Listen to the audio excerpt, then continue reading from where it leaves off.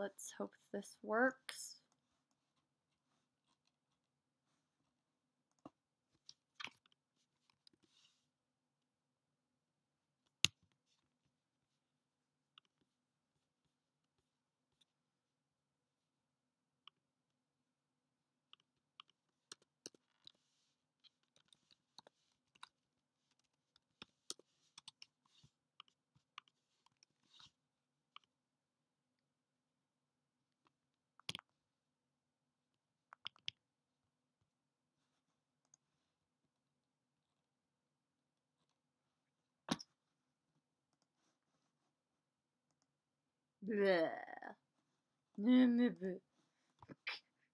Making noises to see if this works.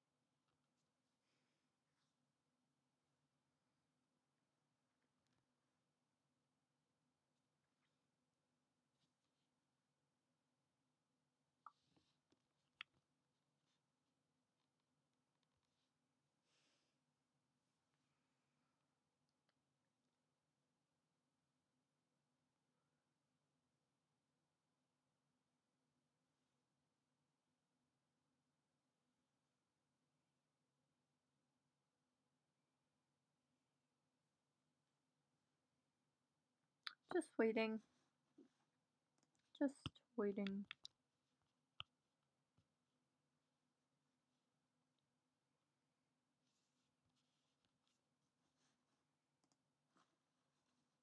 Whatever, it's streaming. If people can join, they will.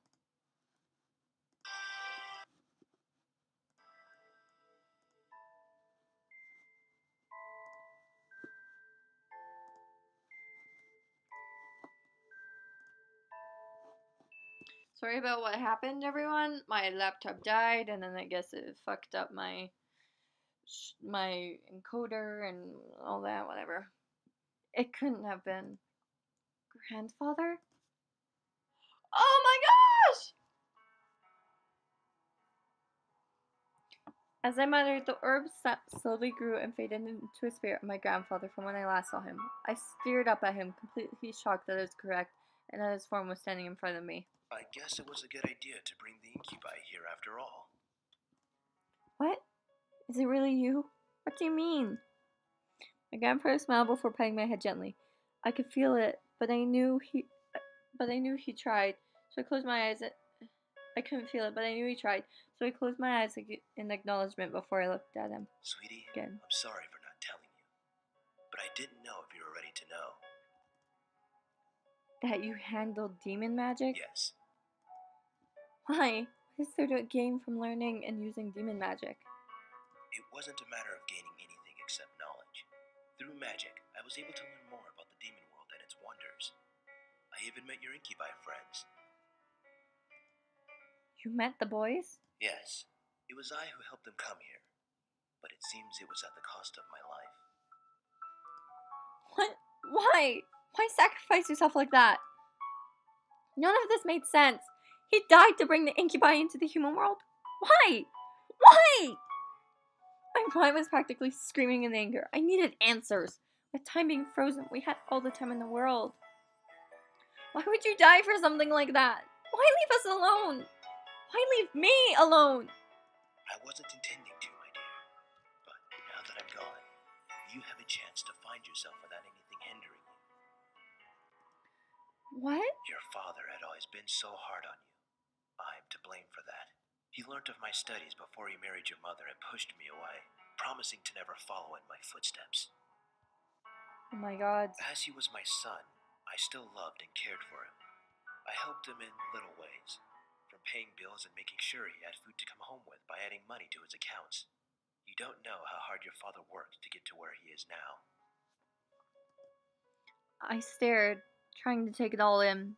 It was true that my dad worked really hard, I didn't realize how rough he had it. When you were born, I couldn't have been any happier. I tried to give you as many toys as I could, but many of them were tossed away by your father to protect you from me.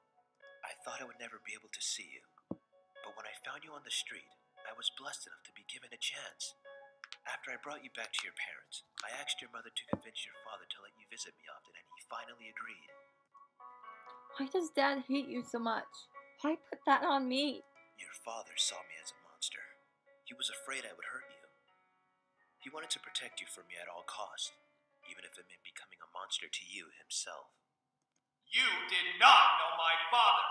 You did not know what he was capable of. He truly does love and care for you, but he doesn't want you to be as curious as I was. Curious? I chose to learn about magic. I grew curious about it.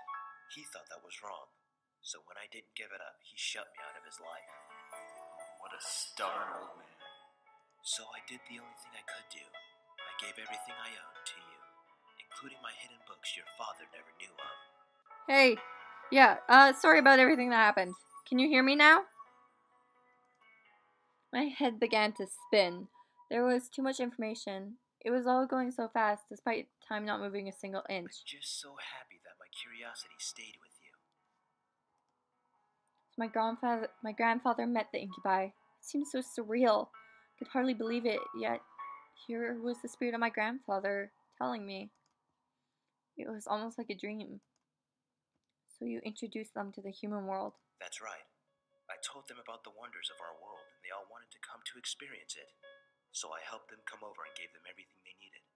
They traveled everywhere, and I helped them as they learned more about humans. Then, I suddenly stopped breathing. I don't know why, but I believe it was because my time was up. After I died, the boys tried to come back. However, Malix attacked them instantly when they crossed his path. I used the last bit of my strength to guide them to the estate so they had a place to stay to heal. So that's why they were in the house. But they said they didn't know about the house belonging to anyone. I never told them it belonged to anyone. I merely told them to head to the estate for shelter until they could learn to live on their own. If the estate was meant for them, why give it to me? I never knew your father would move you in so quickly. Even still, you managed to learn of them and learn of the demon world. You even were curious enough to study the magic. Why not teach me when I visited? You were too young to understand. I was hoping that you would make the choice to learn on your own when you were ready to handle it. And you did. I'm so proud of you. What are you saying? I've barely begun reading it. I don't remember anything. I will help you remember. My grandfather gently bent down and kissed my forehead. All at once my mind began to fill with the spells and the history of arcane magic, the demon world, and everything my grandfather had known. I looked at my grandfather again, now able to remember everything and more as he smiled down at me. Never forget. Make your own choices and do what you need to do. Don't let someone determine your life for you. If you decide to never look at magic again, I'll understand. But now at least you know it's there. My grandfather then petted my head before turning and walking away. I tried to follow after, still unsure and lost as ever, but my feet remained stuck on the floor. Wait, please! He didn't turn back, and he didn't stop walking. Sweeney vanished past the wall, leaving me alone once again. I gritted my teeth, trying not to cry. My mind was filling with both the power to defend myself and a large amount of confusion I could never hope to shake off. I could feel the air around me start to move again, so I tightened my hands into fists, trying to push away my concerns. I had to remember, I was Malix's captive. I had to escape. After I escaped, I could figure out my life. Soon, the world around me returned to normal, with Malix mocking me. I closed my eyes and began to mutter a spell from memory. Oh God, the different language. Spiritus Lumine, the Fortitudium Tuum. What the? Latin? What are you? Yeah, I'm speaking Latin now. Discedo! I feel ridiculous saying that. All of a sudden, a wave of light burst from my body, washing over the room and pulling the devils away from me to the ground. And the light quickly faded. I shook my head, feeling a small weakness in my legs. Max quickly hopped up and growled at me, obviously surprised, but irritated beyond belief. Where did you learn that? I ripped that right out your mouth. Spiritus Tenebrarum. I don't know what I'm saying! Spiritus Tenebrarum Periculum Prohibere. Come here! Alex surged at me, dropping the gun that would never hurt me to the floor and reaching for my face. However, I quickly crouched down and covered my head with my arms while a dark magic circle appeared under my feet. Above me, a dark shield appeared, blocking Alex from touching me. How? Just a human! A human who knows how to fight back! I pushed against the shield, forcing Alex back before standing.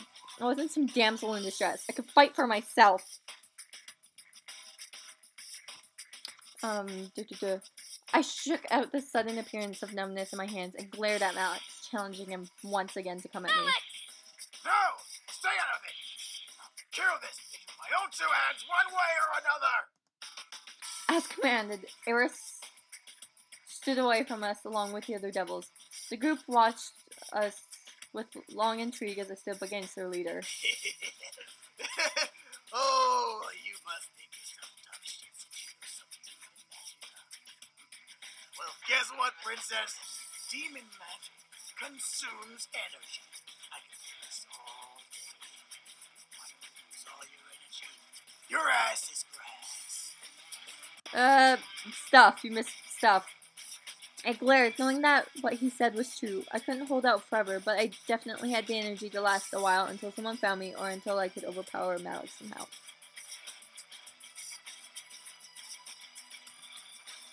Malik charged at me once again, causing me to run backwards to keep some sort of distance. I could feel the energy wanting to shoot out of my hands, so I pointed my palms at Malik. Light purple spikes suddenly began shooting from my hands, forcing Malik to skid back. I had terrible aim, only to scratch the edges of his body with one or two, actually stabbing into his shoulder and leg.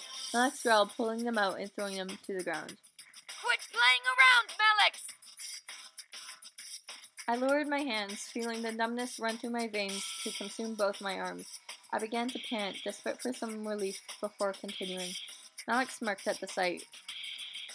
Oh, for the love of God, please someone find me, I prayed. I hoped that I wouldn't have to keep fighting. I was becoming desperate. What made everyone in that warehouse drop our fighting faces was the screeching of police sirens coming closer to our location. Malik smirked even wider. It's time to have fun, boys!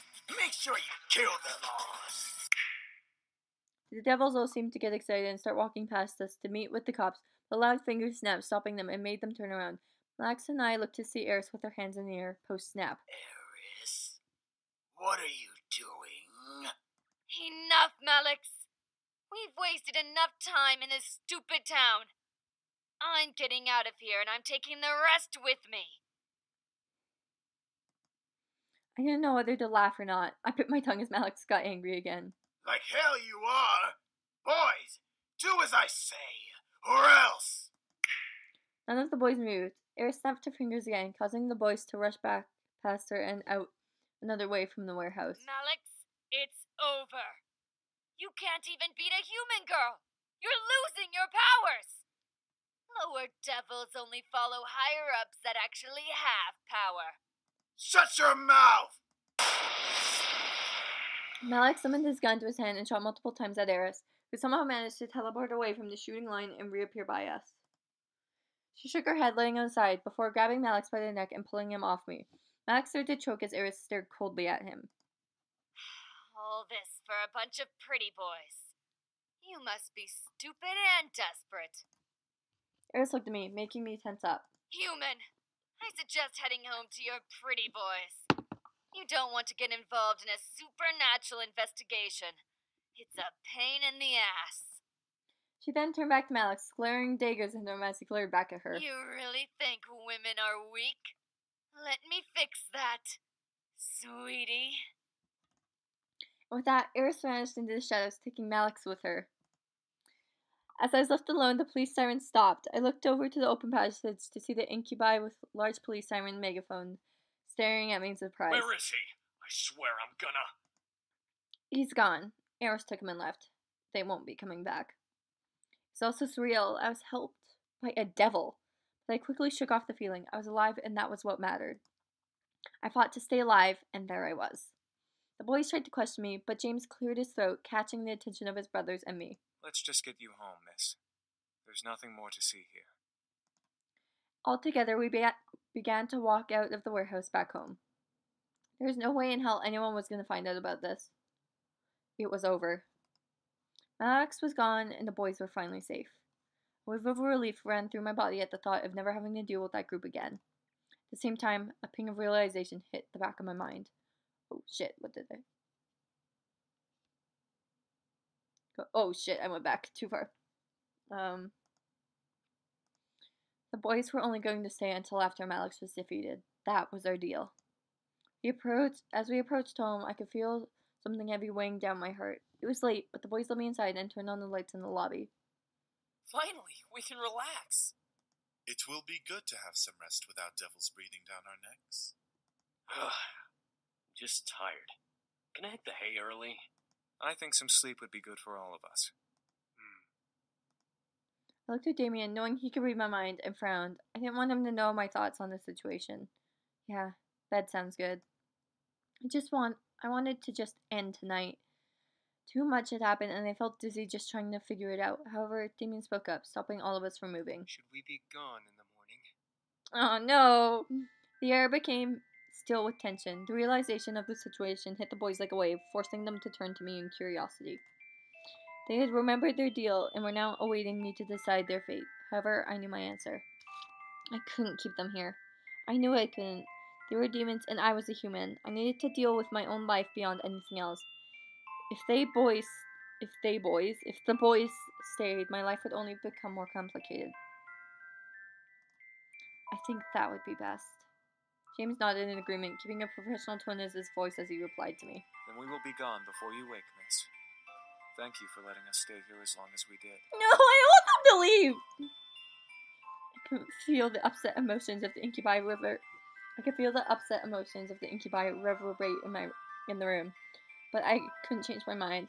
I had too much going on in my life to let them stay, no matter how much I wanted them to. It was a pleasure to have served you, beautiful lady. I don't want them to leave! I guess this is goodbye. Yeah. Have a good one. I stuck to my guns. I knew I was making the right choice. Thank you for having us, miss. Maybe we'll see each other again. Maybe, maybe not. Goodbye. No, not Damien! No! As Damien left my sight, I finally let that air that I was denying into my body and sighed. My life would return to normal. Well, as normal as it could be. However, I was smarter and wiser than before. I knew of things beyond humanity now. I had come to learn about the boys and about the existence of the supernatural. I wasn't blind to what was beyond human life. Learning all of this made me more open-minded. I nodded to myself before heading into my room, closing the door, and mentally allowing the reality of the situation to sink in. Tomorrow, I had school. No devils to kidnap me. No incubi to wake up with. I went to bed that night, accepting and not regretting anything. I regret it! ... Or so I had hoped. You are an interesting creature. What? That is a beautiful sight. I opened my eyes to see a woman staring down at me with a very slight smirk on her face. I opened my mouth to scream in fright, but a hand quickly covered my mouth. No screaming now. Too early, silly girl. What's with the, sexy music? I could only stare up at the woman above me. I still felt weak, not having the strength to move and fight her off. She was very beautiful, but I felt more anger than amazement. Why do the boys like you? You're unique, yes. But that can't be all that you have going. What is with the sax and the... What is with this music? Rage began to consume my core again. This woman, whoever she was making me mad. She must have known as she let another smirk grow onto her face. Ooh, you're feisty. That could be why. Is she an incubus? Gods. Before I could bite her hand in anger, she removed her hand from my lips, standing up and staring down at me from her place next to my bed. I quickly sat up and glared daggers at the intruder. Hey, she was like the demon that was behind Lizette! Who the hell are you and why are you in my room? The woman began to laugh, making the rage inside me increase. I wanted to punch her, but I waited for her answer. How silly of me. I forgot that we demons are not well known of in your world. You can call me Diana, little human. Diana? Demon? You're a demon. I am, but I'm much more than just an average demon. The music is making me uncomfortable. What do you mean? Silly girl. I'm a such. I know! Oh no! Oh shit! A succubus is a female incubus! Ah! I stared at Diana in shock. A succubus? First incubi, now a succubus. Great. I have now met both genders of sex demons. Oh my god! I can't! Oh my god! No, it needs to stop! How many more are there gonna be? There's 6 of them now! Diana crossed her arms under her bosom and looked at my body. Well, you are pretty. Oh my god! But you seem very reckless. Too reckless. I moved out and stood from the bed, still glaring at Diana. Why are you here? Well, I came here to clean up what the boys clearly forgot to clean. Men. So sloppy. What do you mean by that? I mean erasing your memories, sweetie. What? No! This woman wasn't serious, was she? She comes into my room and spouts this? This was ridiculous. I began to walk towards my door, wanting to leave the room. The boys could get rid of her. I had no mind about dealing with her myself. The boys are gone, sweetie. I froze in place. What? We're gone already? No way! I turned to Diana, glaring hard at her as she kept her smirk to me. You're lying. Am I? If you want to go see for yourself, you can. But I promise you'll be wasting your time. I stared, trying to find any hint if she was lying. She had to be. The boys wouldn't just up and leave without resting first, right? Diana crossed her arms and waited for me to make a choice. I decided to believe her for now. I'd find some hint in this conversation. What do you mean, take my memories? Well, we demons can't have just anyone knowing about us. You have to completely devote your soul to learning about us. And even then, it's not always guaranteed that you can be granted knowledge of us. What makes me deserve to know everything? I was attacked by devils. I found the boys in my house, wounded, and I sheltered them. I think I deserve to remember those memories. Diana let out a laugh, running a hand through her hair before looking back to me, amused. You were attacked by a gang and were almost killed. You found 5 homeless men and let them stay in your home. There's nothing special about either of these instances. Yes, there was! A human like you can't understand the rules. The boys themselves aren't even aware of the rules. They'll learn soon enough. Diana flipped her hair before looking to me with a stern look. Listen, sweetie. You're not going back to bed or leaving this house with those memories. I'm taking them from you, one way or another. I glared, standing my ground. You're not taking my memories. I'm not letting you take them. And what do you plan to do with them, huh? Tell the press? Gossip to your friends that demons exist? Confess to your parents that you had demon servants and were almost killed by a devil gang? Now she was making me mad. Did she seriously think I was this stupid? These memories were precious to me, and I wasn't going to let her win over my mind. These memories are important to me. I know that other creatures exist. I know that magic exists. I'm more open-minded now. Open-minded or gullible? What did she mean by that? The point of being open-minded was to be open in all thought. How is that anything close to being gullible? There is nothing to learn from remembering the boys that won't bring trouble. I'm merely saving you from that. There are more than just demons who want to keep their existence a secret. There are many creatures in this world that don't want to be known of. and you remembering a small fragment is not acceptable to them without good reason. Diana smirked. If you would have kept the boys, or at least had one of them around, they'd be a little more lenient to listen to your pleas.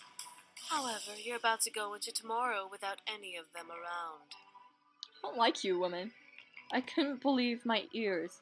There were more than just demons. Other fictional creatures existed. There was a system? What?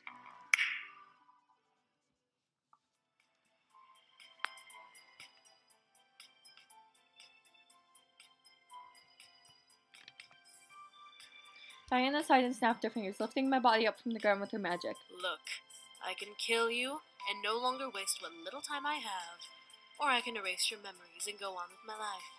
I have more important things to do above arguing with you. Looked down at the ground to see something that made every nerve in my body quake in fear. On the ground was a large open mouth with sharp, wet teeth, leading to an empty black abyss. I could feel the heat from the mouth's breathing pant against my floating body. Ah! Okay, that was a shit scream, but whatever. Looked to Diana, who was looking at me with a stern and almost heartless gaze. Make a choice, sweetie. Give up your memories or be a demon snack. I warn you, he's quite the biter. I was panicking. I was about to die. Again! The boys weren't here to protect me. What was I gonna do? Fight. Make a deal with Diana. Give up the memories.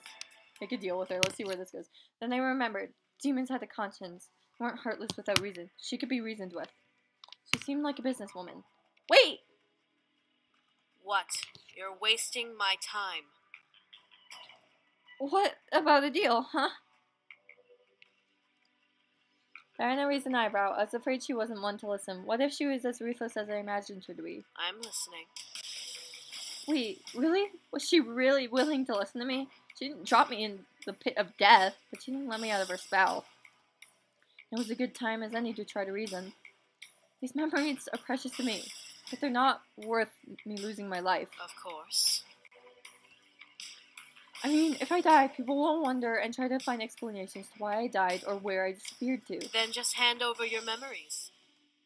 What if I traded them to you instead? You seem like a reasonable businesswoman. Trade is better than forcing me to give in, right? This was insane. I didn't even know if she was willing to listen. She already had me hanging over a pit of death. The only thing I could hope for was her being forgiving enough to listen to reason. Well, speak your terms. What do you want in exchange? A relieved sigh. She was willing to listen further. Well, what can you give me in return for them? I'm a demon. I can give you anything within reason. Money, men, women, power. Name it. Just make it worth the price. She could really get me anything? My man began to wonder. What did I want? Her. Power. What? Her? What? No! Ah! No, I don't want her. She's a bitch and I like the boys better than her. What? Hey, if you're not gonna talk about anything nice, or if you're not really gonna be, like, talking about anything that has to do with the game, please leave.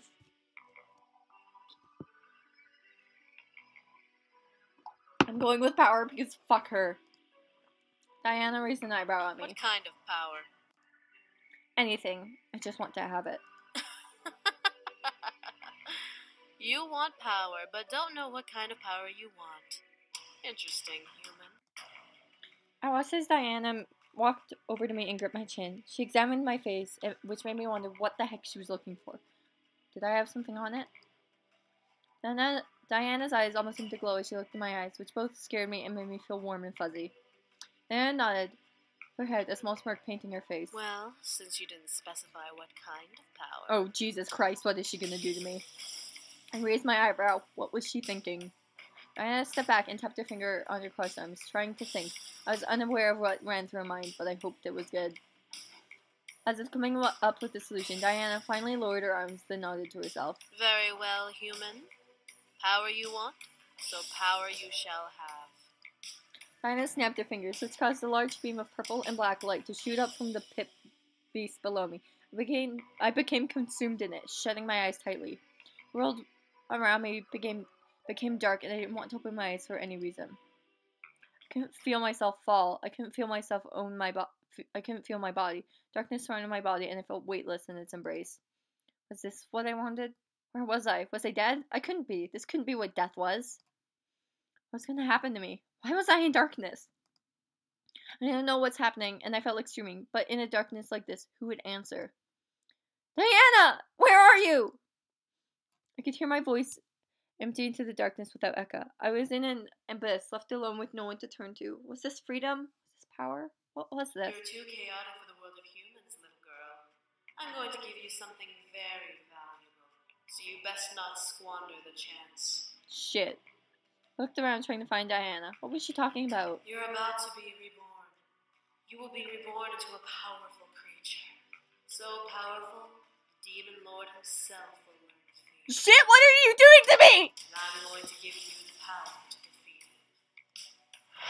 I felt my body quake in pain suddenly, forcing me to curl over and my body cry out. My clothes burnt off of me, and I watched in fright as my hands and feet began to darken into an inky and dangerous purple tint. The color traveled through my skin and made my body twitch in both pain and fear. The fuck is happening? I couldn't help but scream in agony at the pain rushing through me. It felt like my skin was burning away and being replaced by a new shell. It was a torturous mutation. I could feel marks burn themselves onto my flesh, marking my body in a purple tattoo gallery. As my head began to feel heavy, I gripped onto the sides of my head, only to feel something growing from each side. I gripped onto the new additions to my head and gasped. Horns. Was I becoming a devil? No. A demon? A demon? Yes, I was a demon. My life flashed before my eyes and burnt away like flowers in a wildfire. Each memory I held dear to me no longer existed in my mind, for I could only accept darkness. I was a demon. No! The name Ezua reverberated in my head. Was that my name? Was it the name of someone closer to me? I couldn't place the name, so I placed it in the darkness of my mind as my first memory. I closed my eyes and breathed. I opened them and was staring into a castle hall, seated on a throne. I heard shouts and pleadings for help and aid from the servants around me. They were all scared of the threat that was coming our way. One even approached me and asked what we should do. I stared at the demon servant, recognizing him as my underling, another new memory. I crossed my legs and thought briefly. The demon lord was a powerful demon, willing to kill for territory. New memory. I smirked. Let him come. I'm ready. Oh my god!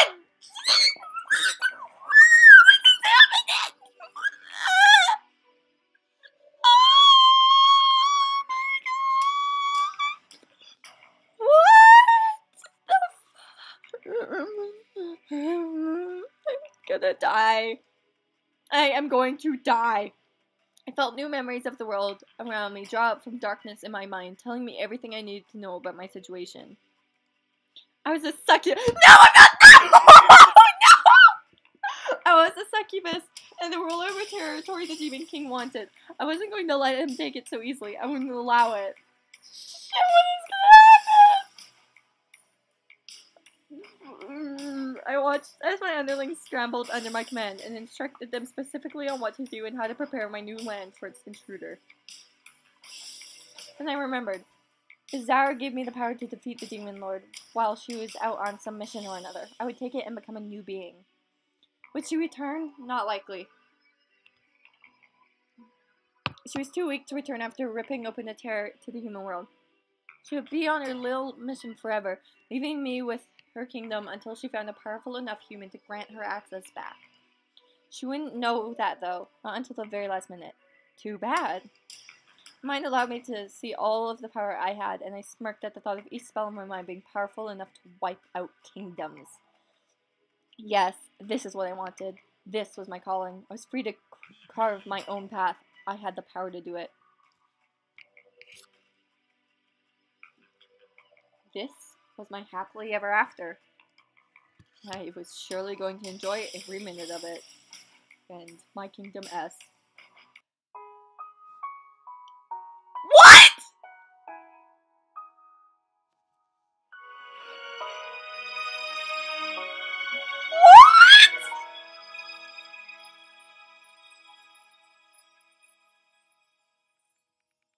Oh my god, what? That's not the type of ending I wanted! That's not what Oh my god. Oh my god! I think this game does have multiple endings, and you know what? I'm going back and playing it again, because goddamn! This is not the ending I wanted! Oh my god, I fucked up! Oh my god! I fucked up so bad!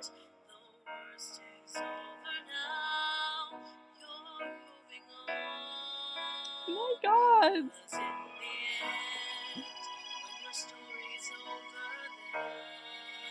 I didn't want it to be over!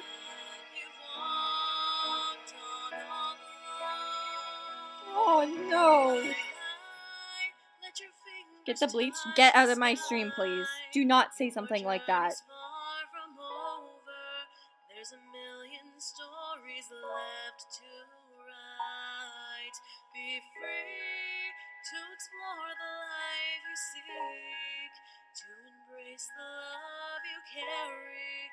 Know the choices that you made were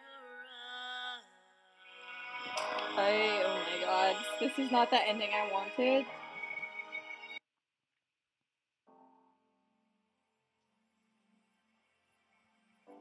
That is not... Fuck. It's not the ending I wanted at all. Should I just play a new game or load? I don't know what to do, guys. Oh no. That is not the ending I wanted. I didn't know that was an ending, but that ending was... Oh my god, that is not the type of ending I would want for this type of game, and it's... Oh.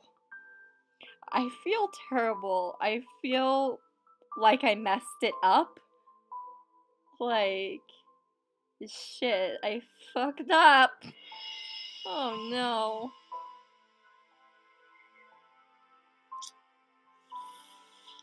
Oh shit, what do I do?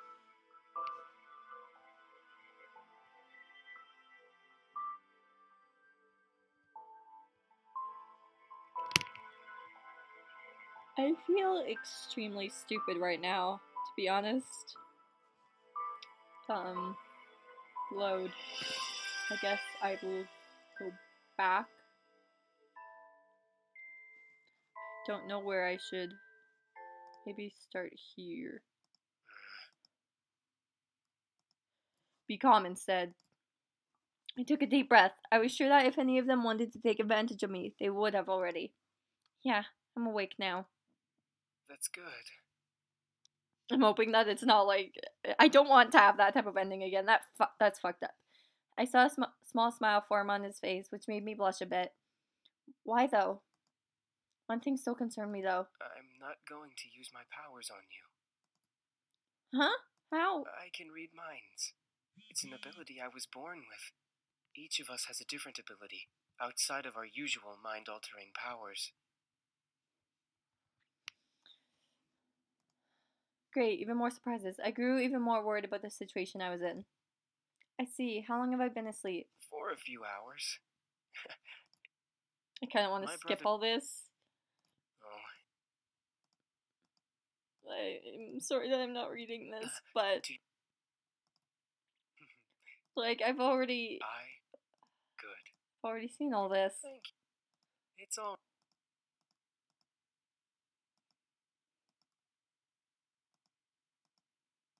It's no... Oh, hi! Really? You're... I'm just gonna keep skipping, I'm sorry, but, like, I've already read all of this. Yes, keep it! Keep the little demon! That's not what... Or, you can have it. What? I appreciate the thought, but, no thanks. Help! It's gonna kill me! I should be reading this. Anyway, I'm heading back to help out with the food. You can come over if you're hungry. I think I'll go with you then. Something smells good. Oh, the girl's awake. I hear the phone just a sec. I'll be right back.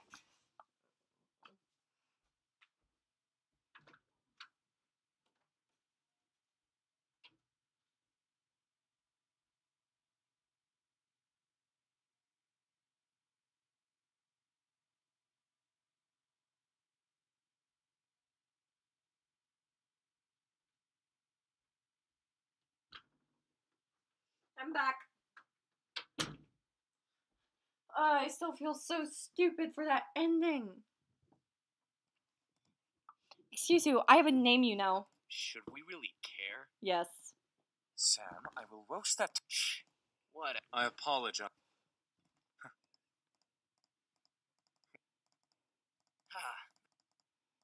We hope you. I'm sorry, I I just...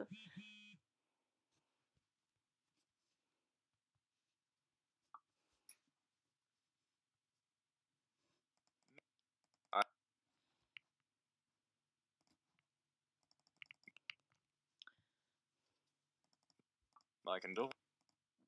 How do you? You don't have. I understand. Are you alright? There seems to be a small bruise on your cheek. I just want to see if I get a different ending My with this. Let I'm me sorry. get your chair for you. By the way, I apologize for my behavior earlier. I'm not. I won't. Smack him. No! That's going to sting. Sorry, I panicked. No, I was expecting that. I drew my attention back to the dishes. I was both intrigued and slightly scared by the amount of food they made. I made almost all of the dishes. And I'm the queen. What's that? Me, you, and It's. I'm not Well, Oh. You're such a. Eric, knock it off. Serious. I'm just. There's a By the way, it's a pleasure to finally. Yeah. What is it? Whoop, whoop, whoop, Oh, whoop, whoop, whoop, I'm whoop, ju- whoop, whoop, whoop, whoop, So, Yup. whoop. You- Skip to the is skipping. that it? We can. Not.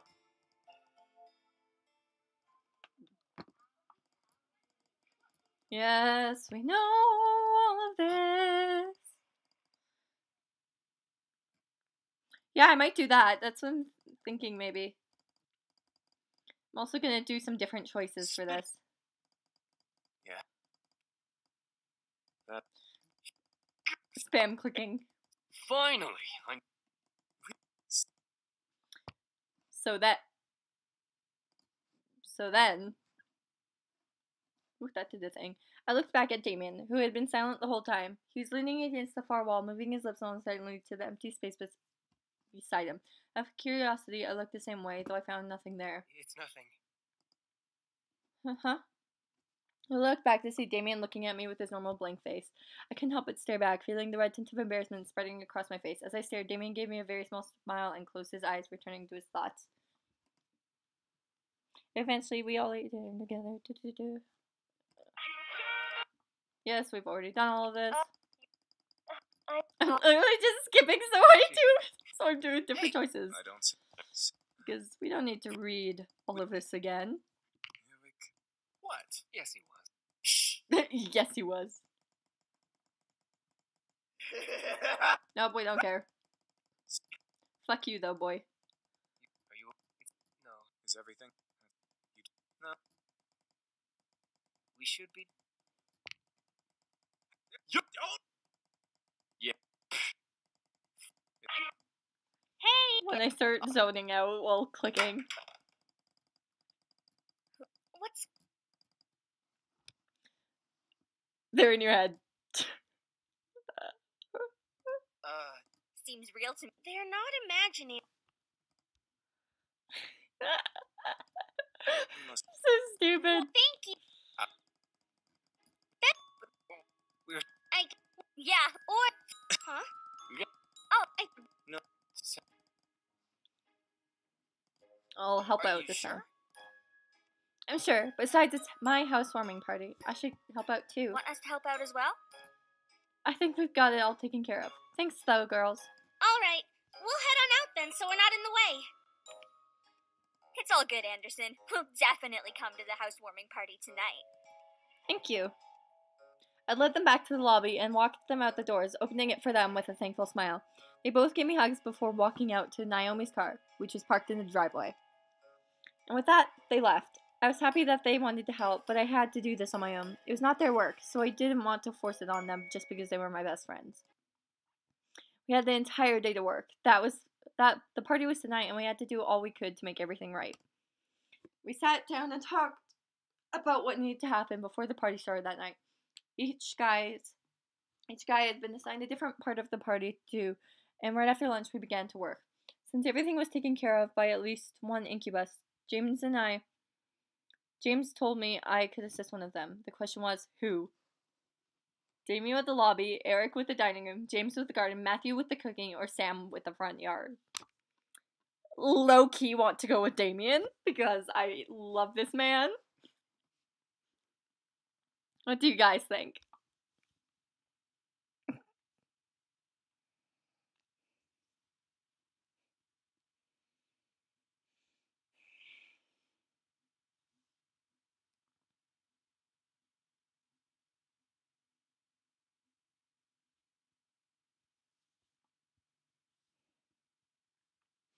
I low-key want to go with Damien.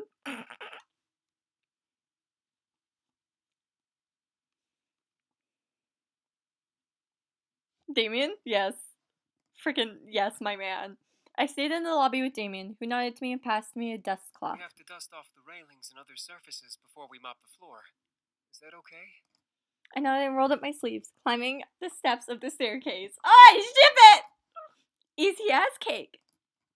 Both Damien and I began to climb to the top of the stairs, wiping the dust off the railing as we went. However, a silly idea came into my mind. I looked over to Damien, wondering if he could read what I was thinking. As expected, Damien looked over in slight surprise before giving me a slightly concerned look. What if you get hurt? Oh, come on. It'll be fun. I did it all the time as a kid. Is she gonna... Yes, she's gonna slide down the railing! Damien stared at the rail and thought. My man began to wonder how much fun my idea was, hoping my thoughts would convince him. Damien sighed softly before smirking slightly and nodding. Woo! I quickened my pace on the rail, dusting as quickly as I could as I got to the top. Damien followed quickly behind on the opposite side until we both were at the top of the stairs. We both then jumped up and sat on top of the rails, sliding down each slide like a roller coaster. There's a lot of thought on execution, but not much to stopping. Watch out! Whoa! Our breakers have become a slamming into each other and landing on the floor. Him on top of me. Oh! I stared up at him in surprise as he looked down at me in concern. Neither of us knew what to say. Push him off gently or laugh. Laugh! I started to laugh. I didn't know why, but I couldn't control myself. I closed my eyes and started laughing in pure enjoyment of what had just happened. Damien began to laugh as well, smiling widely. Both of us ended up laughing on the floor. Damien rolled off of me and held his stomach as I held mine. We were both completely engulfed in joy. I am smiling! That was fun. I'm smiling. I love it. See? I told you! Both of us curled into ourselves, facing each other in laughter before we looked at each other with smiles. However, Damien's face softened as his laughter slowly died.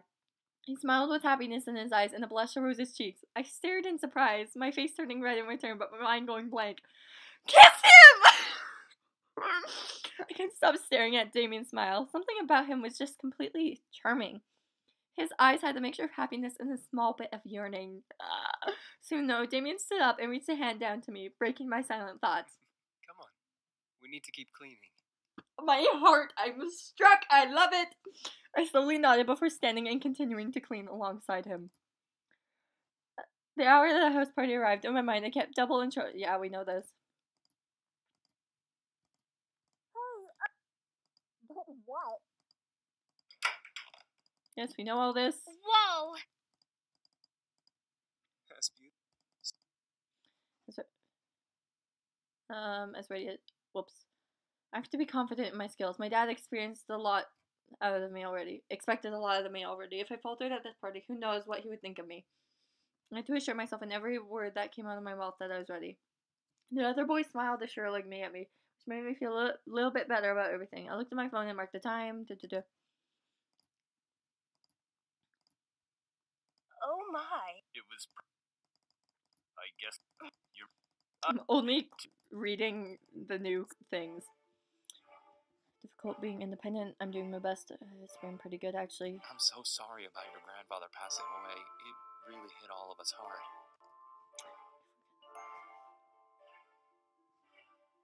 Do you have college plans?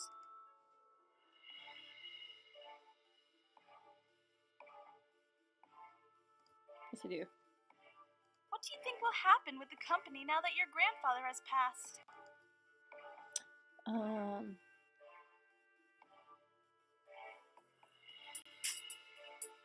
What do you think of the philanthropy?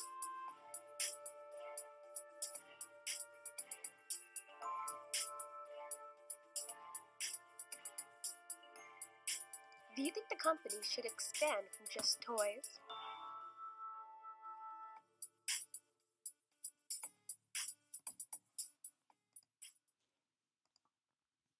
Honey, I'd like to... Hi.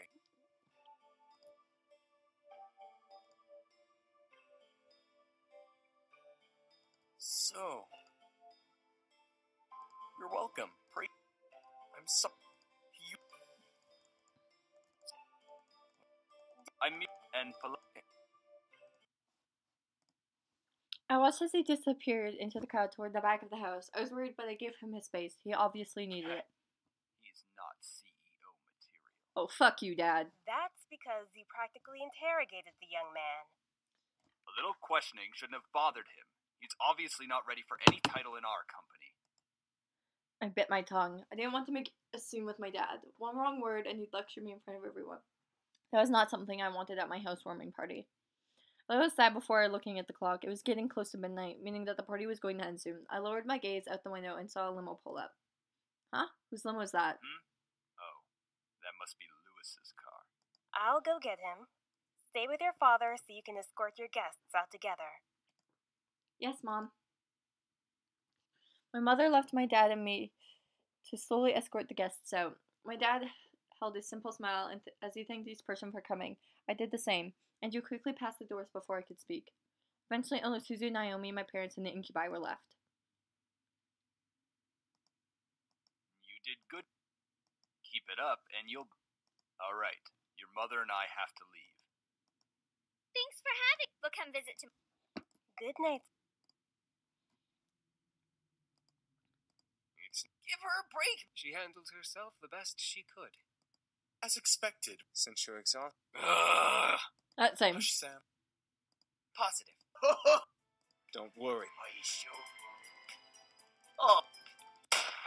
What? Why the... What the fuck? The previous... Get out of my house. Leave them alone. Fuck off. Whoa! Who let the bitch out of her cage? What is this? A reverse harem or something? Yes, it is.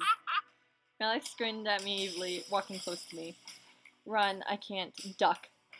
I ducked underneath Malix's incoming hand. I stared at his hand and his black flame tattoo in surprise as he took a couple steps back from Malix. Matthew and Damien stepped in front of me, guarding me from Malix with their arms. A quick one. I'm liking you more and more. Back off, Malix! Don't start acting tough, you pathetic excuse of a demon. You need more protection than her. Shut up! Oh, did I make little Matthew cry? Why don't you just grow a pair? Damn. Enough, Malix.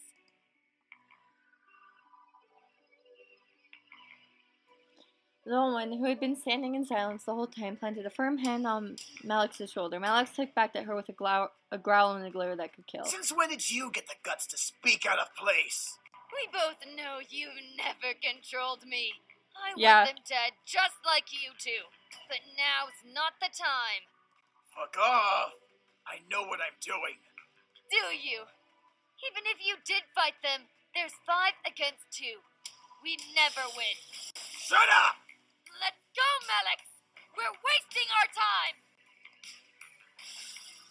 The two growled at each other. If they could have used the magic, I could have seen fire would glow from under their teeth. And don't think you're safe. Whoa, whoa! Are you alright? He's been close. The ones. That's. Yeah, we. Devil. Yours. What, Damien? Your grand. Miss, please. Until. Like.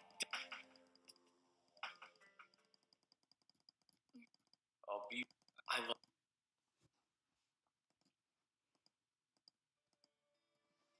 Let's make some coffee.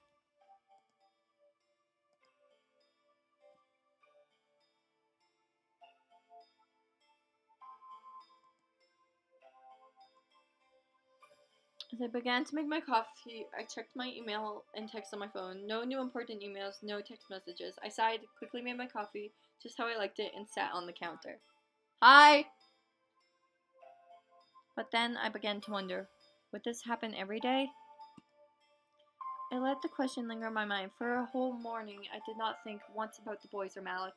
Everything was peaceful, everything was average, nothing magical or dangerous or unusual. ... I simply drank my coffee as I let the thought marinate in the back of my mind. I returned to bed, feeling the weight of the morning drag me under my covers to try sleeping again.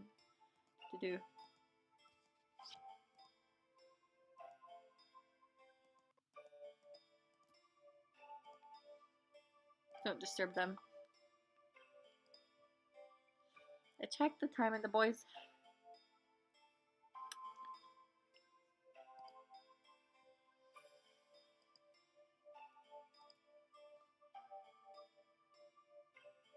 Small chicken and rice. I took my time to make almost perfect chicken breasts alongside some rice. Cooking wasn't hard unless you didn't know what you were doing in the first place. I placed the food in the dining room, however none of the boys go to your room and eat. I decided against bothering them. They knew where the food was, so I went to my room instead and ate alone in my room. Grandfather's grave. Oh shit, no, that's not what I wanted to do. I wanted to stay home. Stay in my room. It was Sunday and I felt the need to see my grandfather. It had been 3 days since he'd been buried and the cemetery was only a short walk away. I decided to see him. Or not.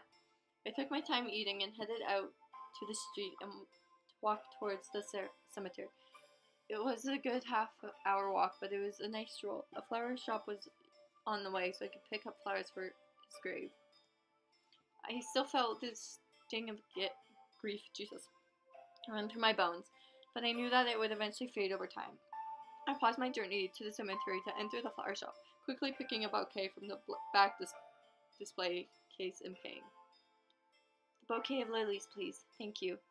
The flowers in hand, I made my way to the large steel gates of St. Joseph's Cemetery. I entered and felt the cold shiver of death run through the air against my skin. Would it always be like this? The cemetery was a final resting place. It wasn't just for mourning or sadness. It was supposed to be a place for remembrance. I sighed as I walked into the cemetery towards my grandfather's grave. Before I could reach it, though, I noticed a figure standing by the slab. Huh? Who's that? I stopped walking and tried to focus my sight to see who was standing at my grandfather's grave before I approached. I didn't want to interrupt a prayer or anything, but even more I wanted to know exactly who was there. My mind barely considered the idea that it was my father, but it couldn't have been. Familiar brown hair crowned this person's head instead of the black and gray my father had. He was vaguely familiar. Andrew?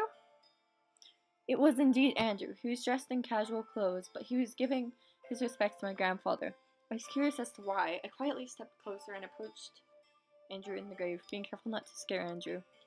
At my footsteps, Andrew turned to see me, and realizing it was me, turned fully to me. Oh, Miss Anderson. I'm sorry. I'll just... Andrew quickly shook his head and took a step to leave.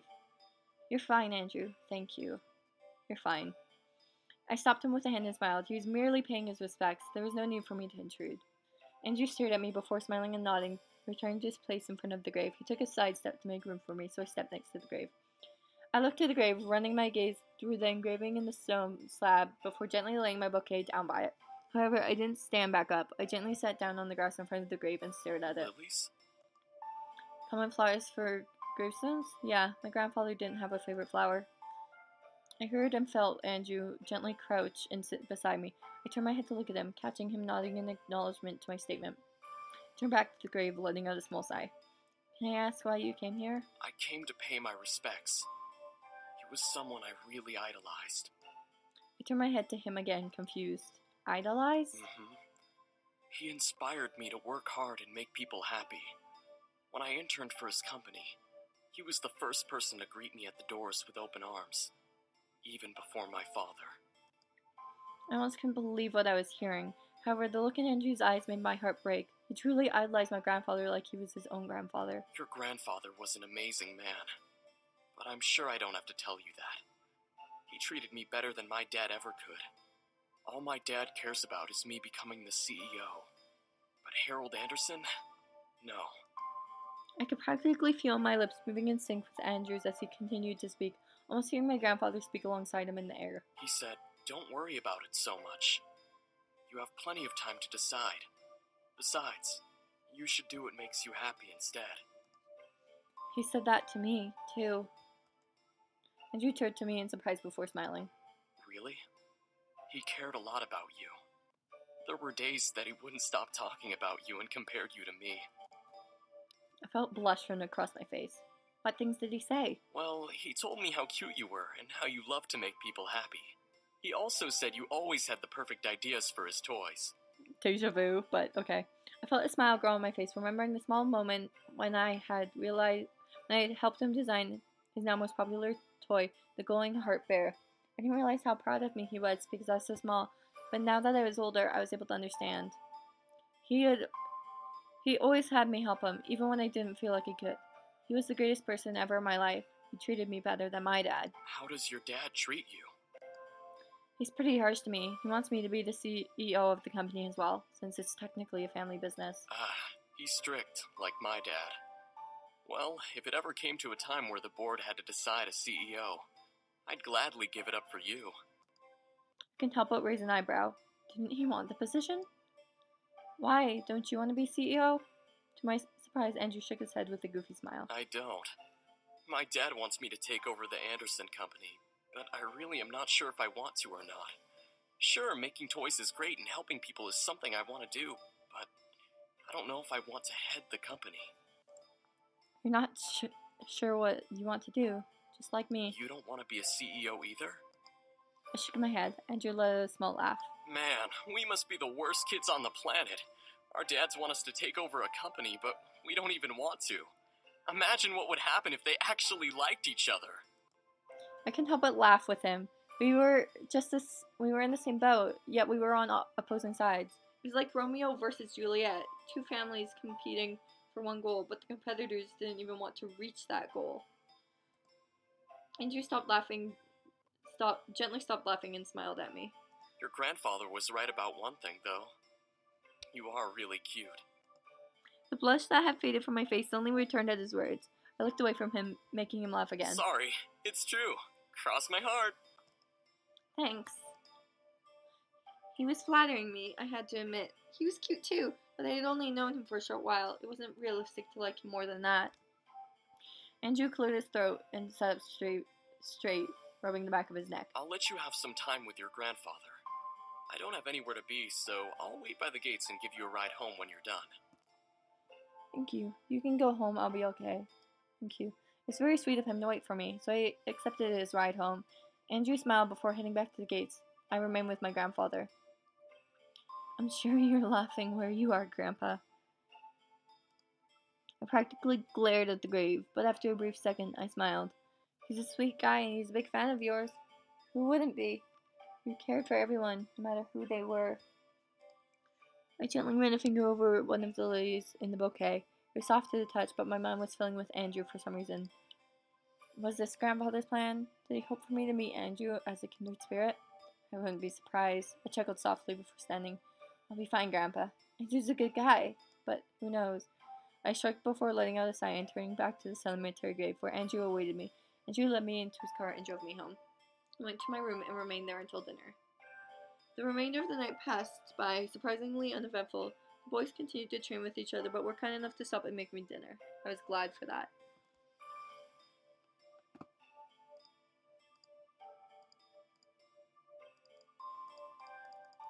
Yo, Anderson!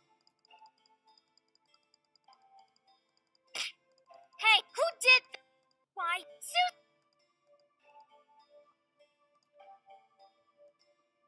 No, I wasn't going to bring myself to her level. She was a bully, but I was not going to let her get to me. I had to be stronger than her, and only then would I have beaten her. I stood up, brushed myself off, pretending nothing had happened. Anderson, you okay? That was a pretty bad fall. Yeah, I'm fine. A fall like that is nothing. I merely smiled at them, not wanting to let them know the pain rushing through my body from that fall. My arms were quaking, my shoulders were pulsing, but I remained content-faced. Clearly gathered up my belongings and nodded to my two friends. Come on, we'll be late for history. Suzu and Naomi looked at each other before frowning and nodding to me. Naomi and Suzu flanked me as we began to walk to class, away from the gaggle of bullies. As we walked, I could barely see Suzu flipping the middle finger to the group behind us from the corner of my eye. Friggin' bunch of Lisette feet lickers. That's gross, Suzu. It's true. It's all OMG! Lisette is the best! Let's follow her around because we obviously don't have lives.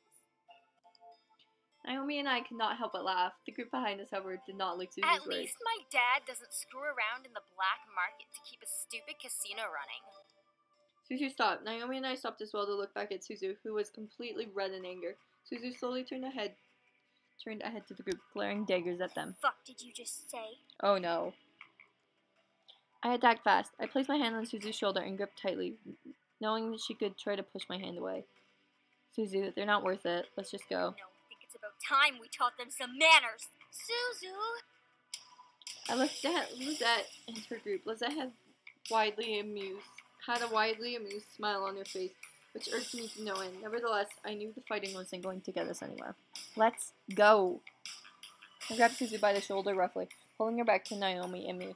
Suzu tried to step forward towards the group, but Naomi held onto her other shoulder. We held onto Suzu, who fought against our hands as we marched to class.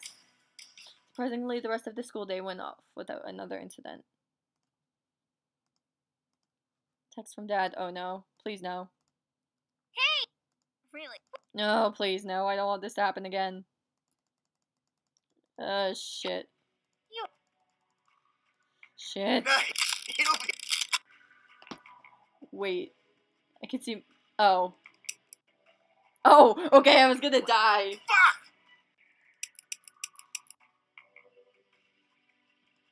Well, she either has the barrier spell on her, or you're losing your power. Shut up! I'm not losing shit! This little brat must have that spell on her! I felt a wave of relief run through my body. The other devils laughed at Malix, which made him angrier. I said... Shut up! Malix suddenly moved his gun toward the nearby devil and pulled the trigger. I stared wide-eyed as the bullet from Malix's gun rammed itself into the neck of the devil boy. The wound spouted fire and blood, causing the devil to scream and flail in extreme pain before falling limp to the ground. Oh my god. As the body hit the floor, it began to almost deform and melt. Blood and black ash poured out of the wound and every opening that body had, causing the smell of death to quickly fill the room. It felt like gagging as the body eventually stopped moving. The body became like a deflated balloon, showing me the true nature of Malix's gun. It was now just a pile of blood and skin. The bullet had burnt up the muscle, bones, and any structure the body had to give its form. That could have been me. That could have been me! Anyone else wanna laugh at me? Huh? The devils around us shut their mouths, obeying the warning of the obvious master of the space. Malix growled before glaring at me. As I was saying, it must be some holy magic or some shit like that. The girl who had kidnapped me stepped up beside Malix, looking to me. Malix wrapped his strong arm around her waist and pulled her tight against his side before burying his face against her neck. Eris didn't react, but continued to stare at me as Malix ravaged her shoulder and neck in violent kisses. Eventually, Malix pulled away, licking his lips before looking to Eris's face. Be a dear and get rid of her barrier. Now. Oh shit. Without another word, Eris walked around me, out of my line of sight. As I turned my head to try and follow her, Malix raised his gun to my face, once again forcing me to stop moving. I may not be able to shoot you yet, Brett, but there are other ways I can beat the living shit out of you. Oh no. Fight. Wait. Wait. I didn't say a single word. I knew how to defend myself against anything he had to offer. I was slowly losing my fear of him, and it was oddly satisfying. All of a sudden, however, I felt air escape me and rush behind me, sucked away from me by a mysterious force. It was like a large vacuum was pulling my soul out from my back. What was even worse was that I felt stuck in place as this was happening. I turned my head to barely see Eris holding a red orb that was absorbing a white stream of air and possibly magic from my body. Eris kept her eyes to my back, but Malix grabbed my face and made me look at him, smirking. That barrier around you won't be protecting you much longer. Be patient, little human. Before Malix pulled away, he slapped his hand against my cheek a couple of times. Not enough to force my head to turn, but enough to hurt and leave a powerful stain.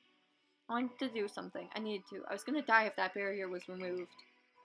Wait. Oh my god. There's not much I can do, though, with me. I waited for someone to stop Malix and Eris. Fucked up again, but whatever. Malix's smirk grew horrifyingly wild. That's it for you. Malix again and pulled the trigger.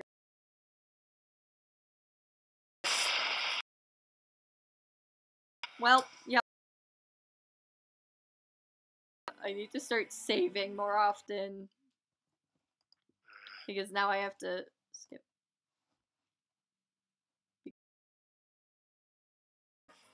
Skip.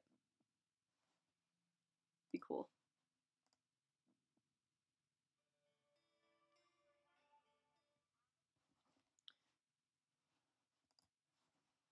So then, because Damien, my babe.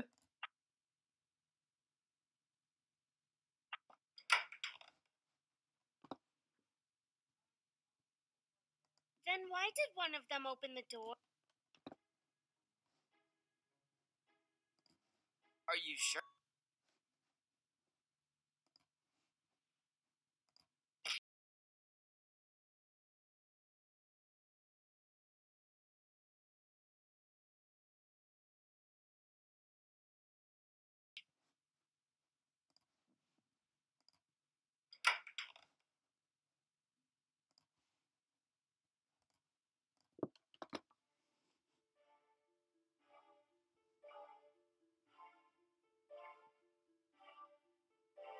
I'm so sorry about your grandfather passing. Do you have...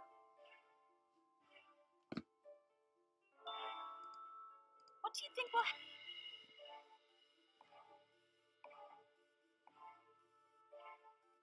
What do you think? Do you think the company...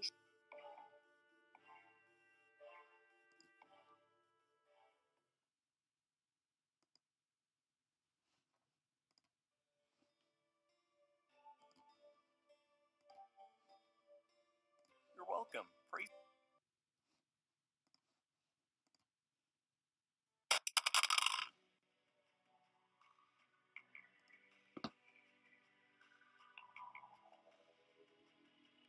Max growled at me, walking right up to me and leaning close to my face. I glared back, feeling my courage skyrocket. Since when does a little stain like you give orders to a guy who can rip your pretty little head from your body? You really don't think, do you? If you kill me, you'll be hunted down by more than just the police. You little... Duck. Back up! Don't start at... Shut up!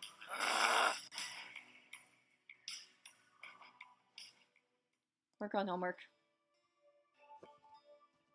I had to work on my homework. I had school tomorrow regardless of what was happening in my life. At the moment, I wish school was over. Well, I might as well get it done now. I reluctantly took my books out of my bag and sat on the floor. I made my bed into a study picnic area as I began to work through my homework. The benefit of doing your homework in the morning, not having to do it later. The downside, mornings suck for trying to use your brain for anything educational.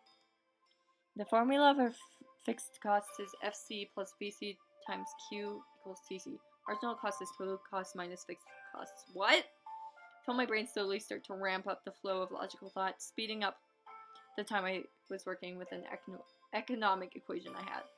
It wasn't a matter of me being smart about anything when it came to doing homework or doing well in class, but I was quick to learn to easily retain information. If only I could learn about the boys this fast. I stopped. Did I really just compare learning about demons to learning about economics? It's 7 a.m. It's too early to be alive, let alone make sense. I shook my head and continued to work. I returned to bed, feeling the weight of the morning drink me.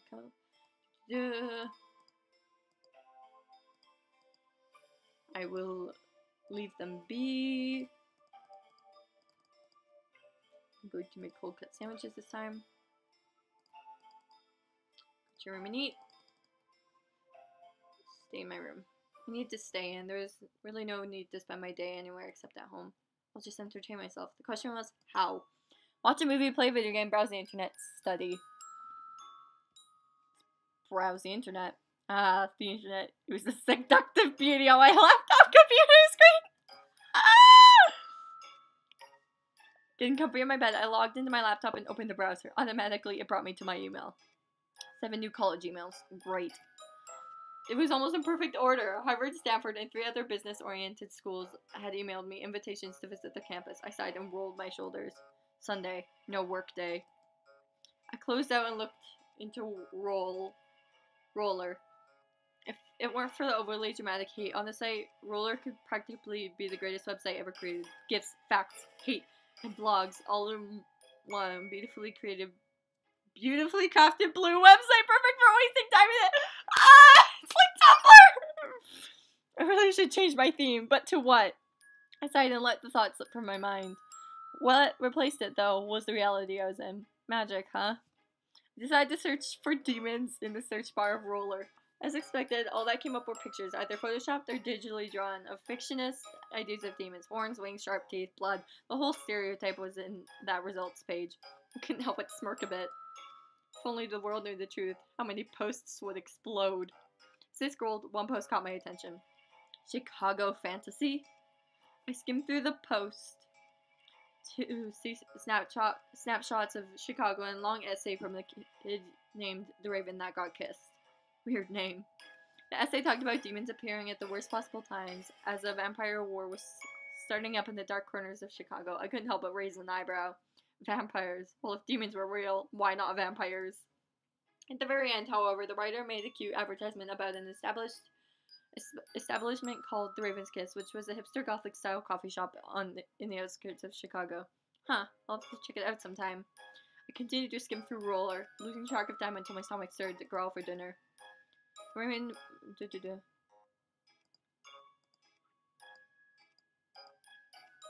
Skip. Get her. I felt the adrenaline rush through my body as I bounced off the ground and for some reason, I was not going to be the only one with scrapes this time. I tackled Lizette to the ground, swiping and slapping her innocent face. She screamed in fright before trying to push me off and block my attack. Holy shit! Anderson! Stop it! I wasn't listening anymore. I let my carnal need to get revenge take over as I began to pull at Lizette's hair to get better aim at her face with my free hand. I'd had enough of the bullying, the wounds, the insults. All of that was going to burn in the past as I scraped my nails in hand across Lizette's face over and over. My rebellion would be marked on her pretty face for all to see.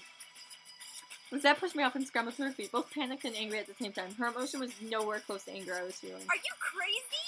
What the hell? I stood up very slowly, glaring daggers into Lizette's soul through her eyes. I must have had some sort of monster behind me, or maybe I looked like the monster myself, but the gaggle of girls Lizette and even my friends had a look of pure terror on their faces. I've had enough of you, Lizette. You obviously won't stop unless I fight back. Well, guess what? You're gonna get it. I charged at Lizette a second time, shoving her hard against the lockers. She let out a yelp of pain as she smacked her head against the back of the metal behind her and began glaring at and shoving me back. As I stumbled back, Lizette raised her hands, ready to fight. Then come on, Anderson. Show me what you've got. I bet it's not much. I felt myself snarl in anger before raising my own fists, remembering my taekwondo. I quickly snapped onto one leg and raised the leg to get a swift kick at her head, but she blocked with her arm and stepped towards me to jab at me. She had training, not surprising. I didn't care at the moment. I bent back away from her incoming jab, reestablishing my balance as I placed both feet on the floor.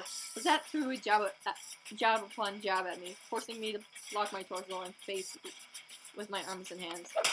Hit for hit, Lizette and I exchanged independent blows at each other. It was indeed more than a cat fight. This was a vengeful duel. In my mind, all I saw was Lizette. All I wanted to do was make her stop, and if that meant beating her down, then it had to be done. We eventually gained a small crowd of people, all silent but observing the fight. My anger intensified, and my hits became harder with each second that passed between us. I couldn't let her win. I wouldn't let her win. None of Lizette's girls dared to step in, apparently afraid to enter seeing our skills and individual fighting styles. Suzu was held back by Naomi's arms, despite both of them wanting to help me. They didn't wait long for it to end though. Suddenly, Lizette was pulled away from me, and I was pushed against the lockers by a strong force. Lizette hit the lockers as well on the opposite side of the hallway, letting out a girly grunt of pain. I looked up to see my art teacher, Miss Gordon, holding me against the lockers with a look of surprise and serious concern on her face. Miss Anderson, what are you doing? Ooh, she's got different colored eyes. I looked to see Lizette being held back by Miss Phillips, starting to cry innocently. I knew it was going to come out of her mouth, so I tried to push off Miss Gordon to confront her. Miss Gordon, however, kept an arm wrapped around me, keeping me back. No! Don't you dare start crying, Lizette! You started this! Miss Anderson, get a hold of yourself! What is wrong with you? What did I ever do to you? I couldn't stop the angry tears running down my face as I shouted across the hallway. Lizette and Miss Phillips stared in shock at my screams as Miss Gordon tightened her hold on me. I am so sick of it! Leave me alone! Eventually, I lost my energy and began to weigh down on Miss Gordon's arms, letting my sadness take over and quench my anger with tears and swelling pain. I could feel Miss Gordon hug me to keep me upright as Lizette sniffled and confided with Miss Phillips. I didn't do anything to her. She just attacked me all of a sudden. That's a lie, Lisette. You tripped her on purpose. You've always been a snobby prick to us. Never! I gave my condolences about her grandfather's death. I try to keep everyone calm. Is that so wrong? You didn't even sound sincere. We know you were only pretending to be nice to spite us. Enough. Miss White, follow me to the dean's office. Lizette followed, wiping her eyes in feigned innocence as she knew how to play up. I remained still in Miss Gordon's arms, unable to bring myself to fight to get at Lisette again. I had done my damage. The gaggle of Lizette's wannabes would make sure I became infamous around the school. I didn't care. I made my statement on Lizette's face and body, and I wasn't afraid to do it again. Miss Gordon, however, wasn't done with me. Come with me, sweetie. Oh, shit. None of them followed. My friends frowned as they watched me leave, but they headed to the class without me. Miss Gordon led me to an empty classroom which she had claimed as hers. It looked like all of the other classrooms, but art posters lined the walls. Many students loved the room, but hated one thing, the mirror in the very back of the room. It was the one thing Miss Gordon loved to use against her students. With it, she was able to see who was using their phones and who was actually studying. Miss Gordon led me to the back of the room and sat me down in front of it. What do you see? Huh? Tell me what you see. Yeah, that happened. I looked in the mirror and saw myself. My clothes were a little ruffled from the fight, but beyond that, I just saw me. Nothing about me seemed different than normal. I see myself. Alright. What else? What else? I don't understand. Do you know what I see? I see a brilliant woman who has been working her butt off to try and find herself. She just has a little bit of adversity in her way. What does this have to do with what happened with Lizette? Listen, don't think about Lisette right now. She's just another student who doesn't know what you're going through. I stared at myself in the mirror, unable to tear my eyes away. She was right, but I still lingered on what happened with Lizette. I know Miss Gordon was only trying to help, but I couldn't fight the thoughts in my head. Miss Gordon gently rubbed my shoulders, snapping me from my thoughts. I looked up to see her smile down at me through the mirror. You know, those were some pretty interesting moves. Taekwondo. Yeah. You'll have to show me one day. I laughed as she hugged me gently. Look, don't let Lisette get to you, okay? You have your own battles to face, and you can face them just fine. Instead of fighting Lisette, focus on your goals. I looked up at her and nodded slightly. It was cliche to hear, but she was telling the truth. I needed to focus on myself first. She gave me a small packet of tissues and told me that she would handle Lizette. The fear about my family learning of this had quickly appeared and had vanished when she promised to keep me out of it as much as she could. Everything will be fine now. You're a good student, so I'll let you off with a severe warning. Just don't get into any more fights, okay? Now, head to class. I nodded before heading to class. Surprising, the rest of the day went out without any incident. Ignore it! Ignore it! Really? Fuck! Hey! You're a couple. Fuck. What are you whimpering? Oh, wait. What? No way this was happening. No way I was gonna let myself be a victim of this. I will. What are you whimpering? Are you praying that the boys will come and save you? Yes. Closed my eyes and took a breath before snapping up to one leg and swooping my foot across Malix's face. Ha! Just kicked him in the face! Malix flew to the side and rolled, rubbing his cheek in complete shock. I could feel Eris back away from me, leaving me to look at Malix and shake my foot out from the hit. Malix quickly hopped up and grabbed me, obviously surprised, but irritated beyond belief. You little bitch! You think you're tough, huh? Well, I'll show you your place! Come here! Malix charged at me, dropping the gun that would never hurt me to the floor and reaching for my face. However, I quickly crouched down and swept my leg in front of me, knocking Malix down once again. I rolled back away from the fallen devil and glared as I rose up back to my feet. Just because I'm human doesn't mean I can't kick your ass! I pushed my hand in front of me before sliding over to Malix and slamming the tip of my foot into his head. One of the devils around us tried to step in, but Eris held out her arms, stopping them. No! Stay out of it! Let Malik deal with it! As commanded, the devils that surrounded us stood away from the fight. The group watching us was lost in intrigue as I stood up against their leader. I continued to kick at Malix, who tried to block my kicks with his arms. I brought a foot up before slamming it down on Malix's chest. I definitely heard a rib or two crack at the impact, causing Malix to lose his breath. Oh, my phone just died. Rip. What I didn't expect was him grabbing my leg and pulling it out from under me. I fell to the ground, landing with a loud thud.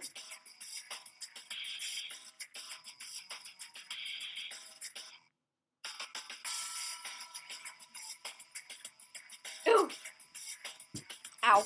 I felt pain shoot up my arms and run through my body at the impact my body had on the ground. I tried to push off, but the pain forced me to stay down. Malix took that chance to roll on top of me and pin me down, glaring and smirking down at me evilly. As I tried to get him off, the futility of the situation dawned on me. I was fighting a devil. I was just a human. I wasn't magical, nor was I special. I wasn't going to beat him. It's useless, woman. You're as good as dead. Bet you quit trying to fight me in the first place now. Fear began to consume me. Oh, for the love of God, please someone find me, I prayed. I hoped that I wouldn't have to keep fighting. I was becoming desperate. You have major balls trying to fight me. You're not even a man. You're a puny woman. It's coming to her. What made everyone in the warehouse drop our fighting faces was the screeching of police sirens coming closer to You have major balls. Whoops. Malix smirked even wider. It's time to have fun, boys. Make sure you kill them all. Eris. Enough, Malik. Like hell you are. I love this. Malik. Shut your mouth.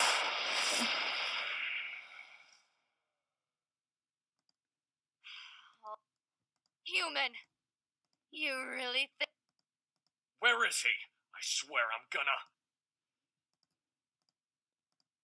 Let's just...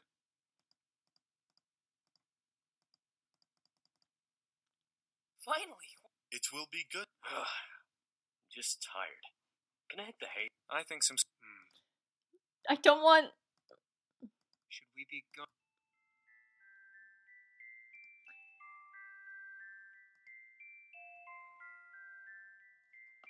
No! No!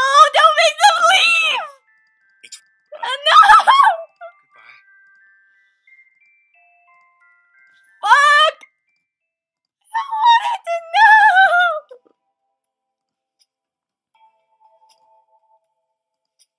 Well, I came here to clean up what the boys Give up the memories. My mind became to wander. Were the memories truly worth my life? I remembered the ways the boys helped organize the house party and helped me home after Malix's ordeal. But then I remembered, I'm only human. I wasn't a demon. I wasn't special. The world of magic was too large for me. I already had a world to face without magic being involved. I felt a wave of sadness run through me, replayed by the memories that all had happened the past few days, one last time, before speaking up. Fine, take my memories. I couldn't keep them. They were beyond my world. They were beyond what I needed to know. I was never meant to know them. Deanna nodded. Glad you understand now. If I regret this, I swear to God. The pit beneath below me closed its jaws, vanishing into nothing as I was lowered to the ground. I stood up straight and looked to Diana, resolved. Diana sighed before closing her hand and muttering Latin phrases under her breath, not enough for me to barely hear. She then opened her hand and revealed a small purple vial. What is that? A memory potion. It will remove all of the memories of demons and magic from your mind. With the memories gone, you can live your life as free as you want. What about the boys? I have a spell for them. As soon as you drink that potion, you sign your contract with me, and I will take the boys back to where they belong. Will they remember me? I'll make sure they won't. They won't even remember ever thinking about coming to the human world. Oh! Why didn't you use it before now? Why do I have to drink it knowingly? Because demon magic isn't black and white, dear. The one catch is that the potion has to be drunk with full natural consent. So I can't just slip it into your chocolate milk or pour it into your mouth as you sleep. That's the downside of good succubus magic. So I'll be... a plain, boring human. No potential, no abilities, no memories to even have abilities. You'll be a plain Jane girl in a plain Jane world. This is so sad. I nodded before looking to the vial, my memory in exchange for my humanity. I popped the cork of the vial and gingerly brought it to my lips. Goodbye, magic. Goodbye, demons. Goodbye, strange future. Hello, normalcy. I tilted my head back and chugged the drink down, feeling its magic already starting its work as it reached the inside of my mouth. I felt dizzy and sick, but I sucked down every last drop of the liquid. I felt the memories of the boys fade away. I never met them in my house when I moved in. I was never attacked by Malix or his goons. I was never kidnapped. I never met Diana. As I finished drinking, I felt my body grow weak, almost becoming unable to continue standing up. My vision was blurred and fuzzy, and I couldn't help but let my eyes shut. I asked for this. I wouldn't have the boys protecting me anymore. I didn't even open my eyes when I finally fell forward into Diana's arms. It's for your own good, sweetie. Forget about it and be normal. I'm sorry. I felt my mind slowly relax. There were no demons, no devils, no magic to drive me crazy. Everything was normal, everything was peaceful, everything was ordinary. Just the way Diana wanted. Just the way I wanted. Eventually, the morning arrived and the sun screamed at me to get up. Surprisingly, I woke up before my alarm clock, which was nice. I stretched out and quickly got dressed, getting ready for school. I went over my mind and what had happened over the weekend, suddenly feeling weary. I had moved in Friday night, held a house party Saturday, and enjoyed my day Sunday. Yep, sounds right. Oh, no. I scooped up my bag and headed downstairs to the dining room. The room was empty, and I felt hungry. I needed to eat something. I made myself some quick toast and coffee, needing a jump start. I felt drained and did not want to fall asleep in class. Something bothered me, though. My house felt empty, or at least emptier than when I came for some reason. I couldn't put my finger on it, but it slightly bothered me. I finished my food and quickly rushed to the front, waiting for Naomi's car and confident that nothing was going to happen. I avoided talking about what happened yesterday. I'll be riding with you guys from now on to and from school. As we entered the school, we quickly gathered our things from our lockers and headed to class. There was no events, to my surprise. Naomi and Suzu took their seats around me, Suzu in front of me and Naomi beside me, before the class bell rang and the class was greeted by our teacher. History wasn't as boring as economics, but I still managed to space out in that class just the same. I decided to keep my eyes to my notebook. I began to scribble random doodles, some which stuck out to me more than others. I had somehow managed to doodle a small bear with a heart on his stomach. I cracked a small smile at the image, imagining the heart lighting up on my paper as I pressed my eraser of the pencil on it. I remembered what happened last week, slowly frowning at the memories of my grandfather. I guess it was still hard to let him go. To lose someone is never easy, but I knew that moping and letting his memory get to me wouldn't do any good. I felt, though, that he was watching over me. As stupid as that may sound, I felt that I was somehow safe. Like, it was okay to not focus on school or my future and just live in my own little world. I could be a happy little girl and draw pictures instead of plan out the rest of my life and be perfectly happy. Sadly, I knew that wasn't realistic. Graduation was slowly coming up, and my mind wandered to the future once again. What was I going to do?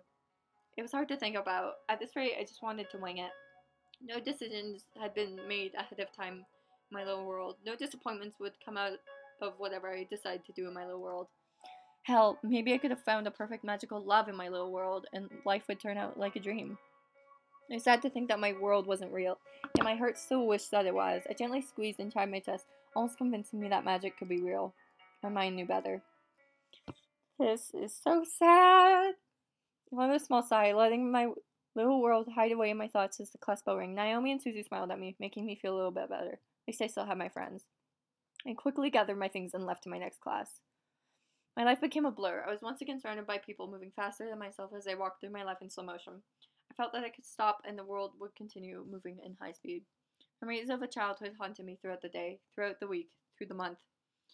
Soon, I let my entire last semester pass me by, and I was on the cusp of graduating. I never felt more nervous about my life. What would happen after I touched my diploma? Would real life just sweep me away? Would I be left alone and a void of my own doing? It was hard to say. I stared at the graduation forms covering my dining room table, unable to process all of the information on them. I'm gonna graduate. My mind settled into a hushed rumble at the thought of graduating. I was nervous, excited, worried, bored, anxious, and angry all at once. What was I gonna do? Where was I gonna go after this was all over? What was in my future? And why did my house feel so empty? So maybe she will regain her memories because, like, the house feels empty, right? Like, something feels like it's missing, but she can't place it. But I don't know. I hope. I sighed and put my forehead against the wood of the table. My head had begun to spin, and I needed it to stop. Closing my eyes, I counted my heartbeat as it pounded in my head. What broke my concentration was my doorbell ringing. I lifted my head and walked over to the lobby to open the door. Who is it? It's your father. Oh, shit. My hand froze on the doorknob. Why was he here? I could practically feel the incoming lecture we were about to have emanating from the cracks of the door. I felt my nervousness take hold of my emotions as I simply stood there, staring at the frosted glass on the door at my dad's figure. What is it? I wanted to talk to you. It's important. The thing is, like, does anyone else remember that she had servants? Like, I opened the door, ushering him in. There was no use in denying the inevitable. My father stepped in and looked around the lobby like an investigative health inspector. I couldn't help but press my lips together in irritation. What did he want to talk about? You've kept the place clean. Good. Thank you. I want to talk about your future. Shit. Great. What about it? I'm gonna graduate and go to college. That's not what I meant.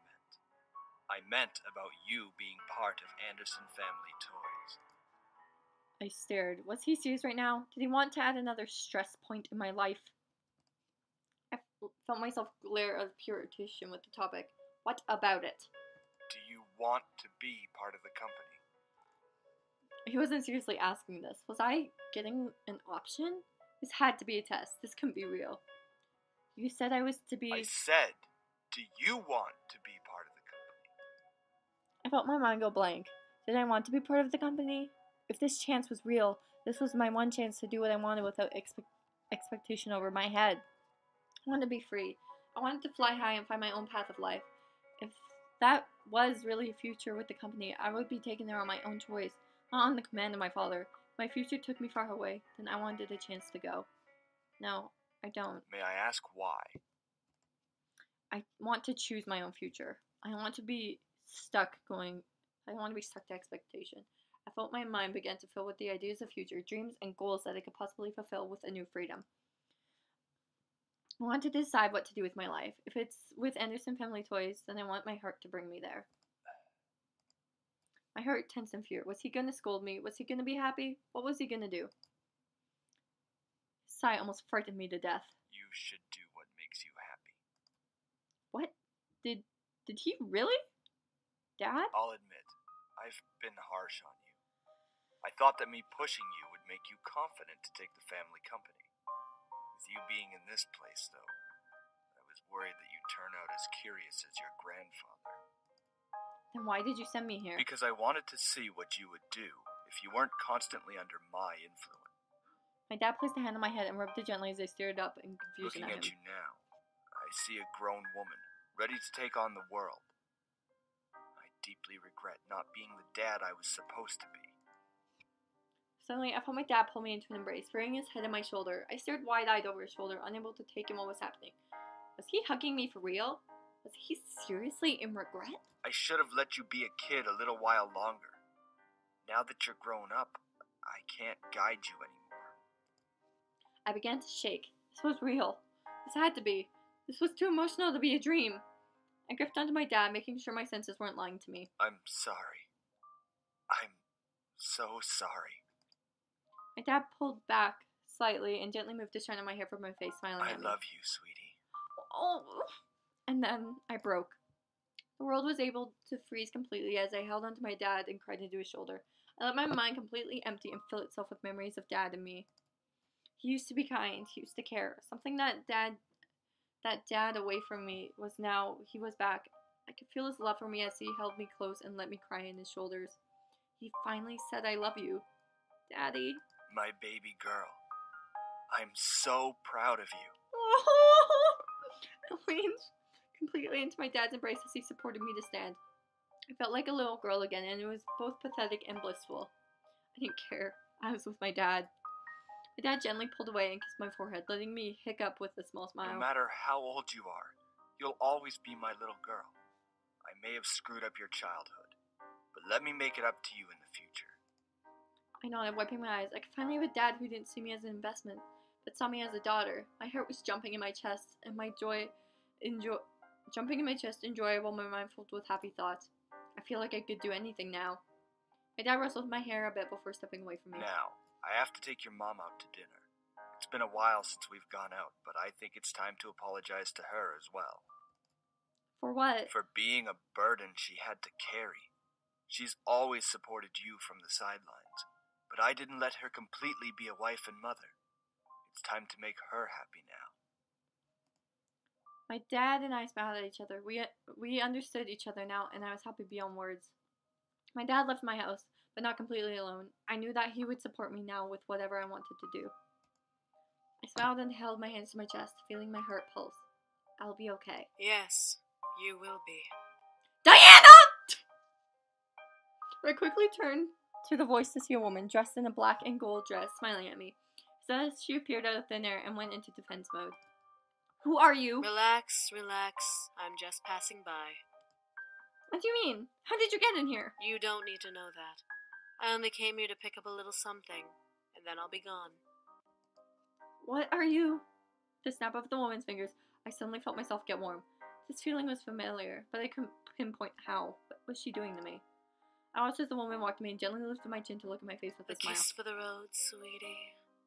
I had to do a lot of running around, and it's made me need a pick-me-up. Oh no. I felt myself nod. What was I doing? The woman smiled and gently lowered her face to kiss me.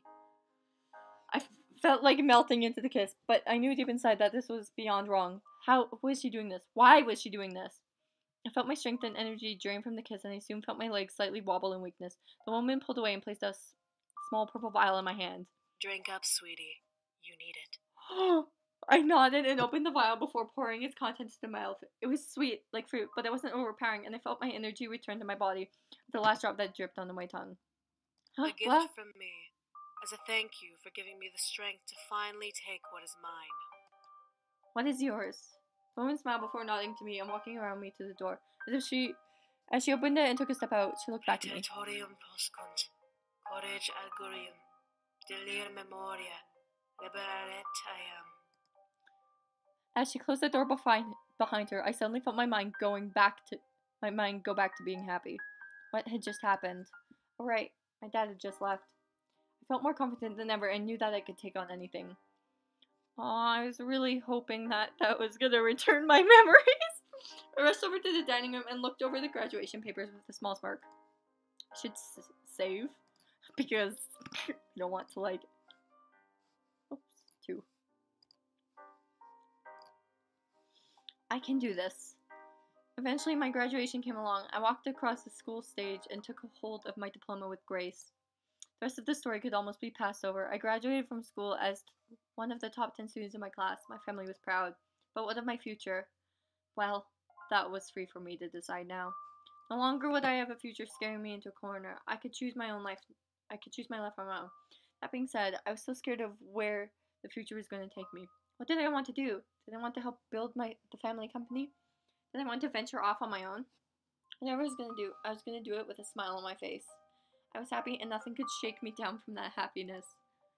The next morning, I woke up and took in all that had happened as if it was all a dream. My life seemed to fall perfectly in place. It was almost surreal. I walked over to the balcony window and opened it, stepping out into the patio and staring into the sky. It was beautiful. The wind gently brushed over my face as I took in the smell of the morning. I felt a wave of confidence run through my body as I stared into the sky. I'll be fine. I'll be just fine.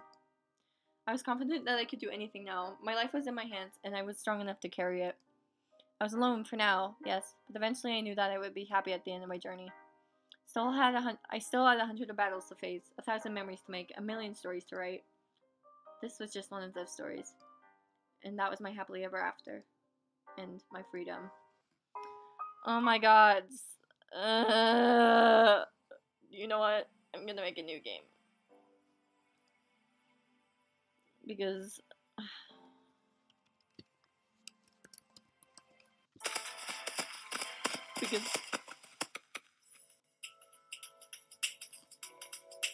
Because honestly...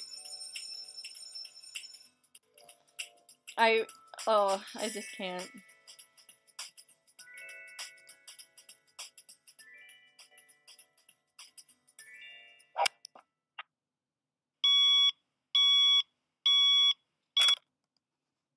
Man, come on!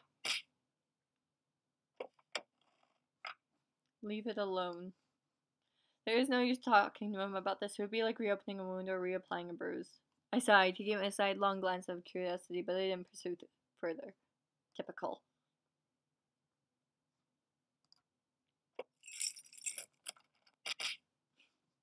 Ask for an apology. Why do I always look like the bad guy? Apologies aren't my forte, but I'll try my best. ... Okay, fine. I'm sorry. Sorry about what? I'm sorry for kissing you like that. I went too far. He sighed and ran his fingers through his hair. I didn't mean for it to turn out that way. It's just... I act on impulse, okay? It's difficult to control myself and... What am I saying? It's okay, I get what you're trying to say. Thank you for the apology. Yeah, no problem. Gonna save. Because, yeah.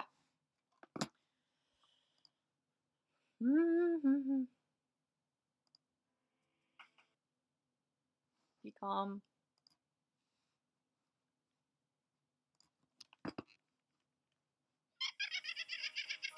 But it looks so creepy.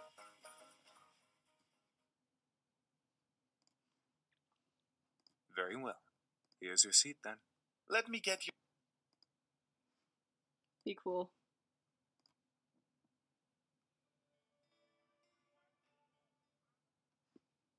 But I did.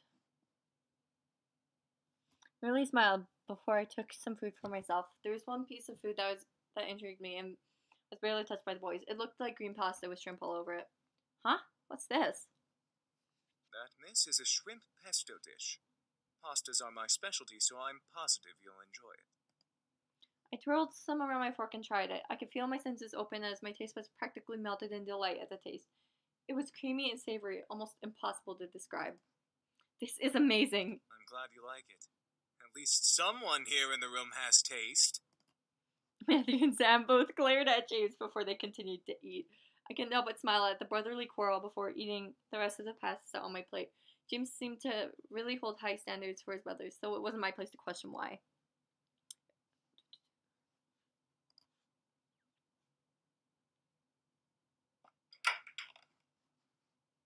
They're my brothers. They're your brothers?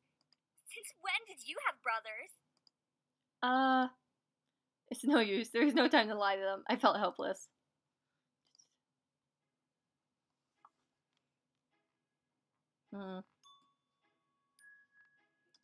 Hey. Are you sure? Because I'm obsessed with Damien. I'm sorry. We have to dust off. Push him off gently this time. See? That was fun, right? Let's get back to cleaning, though. No, we have wasted enough time. We had to focus on cleaning. Soon everything was completely clean. The floor was mopped, the surfaces were clean, and the room smelled fresh. A job well done from the both of us. As ready as I'll ever be.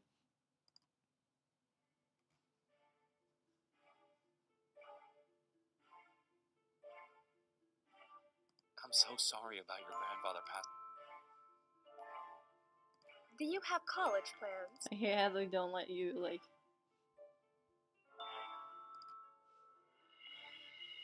What do you think will happen with the company?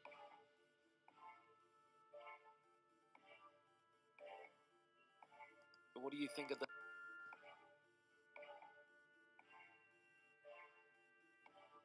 Do you think the company should Ugh.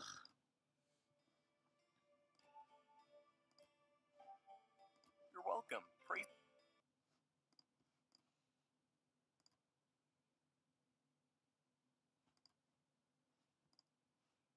I overheard. What? What? Back. What did I do? I overheard your conversation with our guests. You were stumbling as much as Lewis did. But I don't want to hear excuses. I expect that you'll work on your speaking skills while you remain living here. Yes, sir. All right. Your mother and I have to leave. I'm sure Naomi and Suzu. Fuck up. Can't. Hey! Sam! Eric! Come on, ass!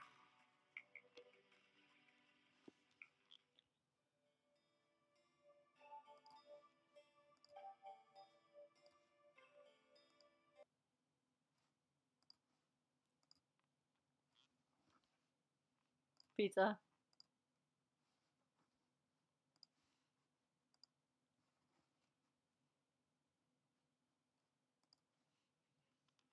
I arrived at the arcade ready to spend some cash on some fun games. I didn't want to be stuck at home on a Sunday. Besides, the arcade had always something new to play, no matter how often you came. I began to water the aisles of machines, scanning over them to find a good game to play.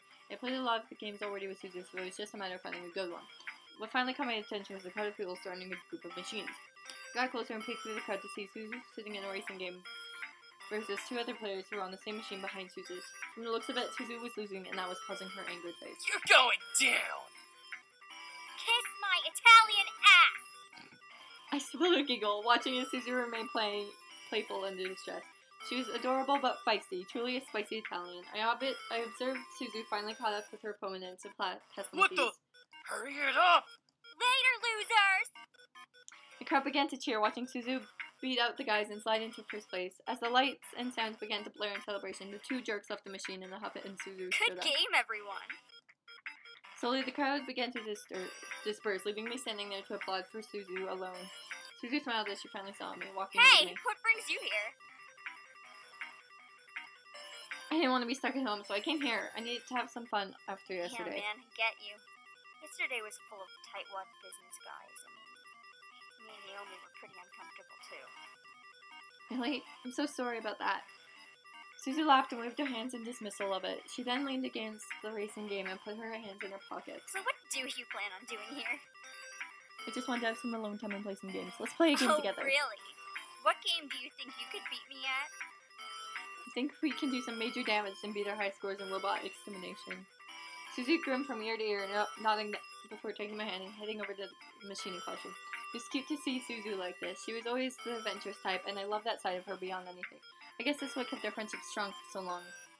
Eventually, we did reach a large machine covered with images of robots disguised as animal mascots and blood. We took up our plastic guns and swiped our game cards across the credit slot, giving our credits to the game to play. You take left, I take right? As usual, let's go! The game quickly started and we blasted our way through hordes of robots, landing more headshots than professional shooter tournament players. Suzu and I have played this game so often, it pretty much had to become our go-to high score game. Always left top 5 spots on our leaderboard for ourselves. As we finished the first level, though, we were stunned to see the new leaderboard at the loading screen. Someone took number 1? Oh, hell no! We maxed that level, right? Mm-hmm. Suzu looked at me with a very familiar, deadly look in her eyes. She was determined to regain number 1. So was I. I knew what this meant. No deaths, quick reloads, and consistent headshots and Easter egg points. The whole experience itself ran 2 hours straight, with the main game and sequel programmed into the machine. Once you finish one, you immediately begin the next until you reach the end of the second game. At least use some cutscenes to take breaks between. It'll be tough, but we got this. Susie nodded before putting her game card in the breast pocket of her jacket and readying herself for the next level. I braced myself for a long Hey, game. Anderson, let's make this a little more fun. Whoever has the least amount of headshots has to treat the other to lunch. It's almost 2 p.m., Suzu. There's such a thing as late lunch. Alright, you're on. And we were off. Virtual bullets began flying across the screen, slamming into the heads of the multiple robots and causing them to fall to the floor and die out. One by one, Suzu and I burned through the game like our lives depended on it. We eventually had a crowd from behind us, cheering us on and offering us food so that we wouldn't have to leave the machine. Most of them were guys who liked girl-on-gun action, but some of them were actually excited bystanders, hoping that we would take back our high score. We snacked a bit, taking breaks between cutscenes and level changes, but we remained true to our goal. Eventually, we made it to the final boss, a giant black bear robot with red eyes and deadly attacks. Let's go, Anderson! Right behind you! The crowd behind us began to cheer as we began our final battle. Our legs were a bit wobbly, but we were too deep in the game to care. All we cared about was the large red bar at the top of the screen, slowly emptying with each bullet as we fired into boss's body. We only had a few shots left when someone called out, "Girls suck!" Without missing a shot, Suzu and I replied at once. You wish we did! Before the final blow to our opponent, the death cutscene flashed and the player on screen, the scream of the robot bear booming through the speaker. Suzu and I weren't excited just yet. We were waiting for the high score screen to appear. It was the final high score of the entire game, so it was the most important screen in our eyes. Come on, come on! The screen popped up, revealing our code, SCA, and the number 1 score in the game, knocking out our mysterious MAL opponent to second place.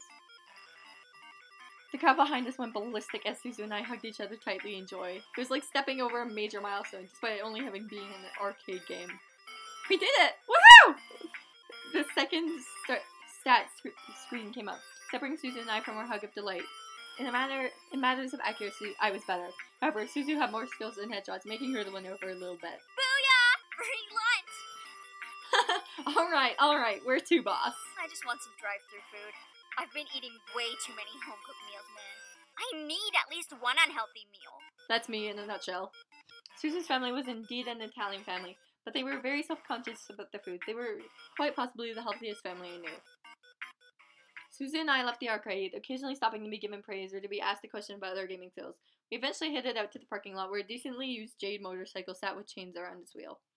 Suzu quickly took off the chains and took a seat on the bike, getting out 2 helmets, placing one on her own head and ushering me to sit behind her. I followed her gesture and made myself comfortable on the leather seat behind her, putting on one of the helmets, and wrapping my arms around her waist.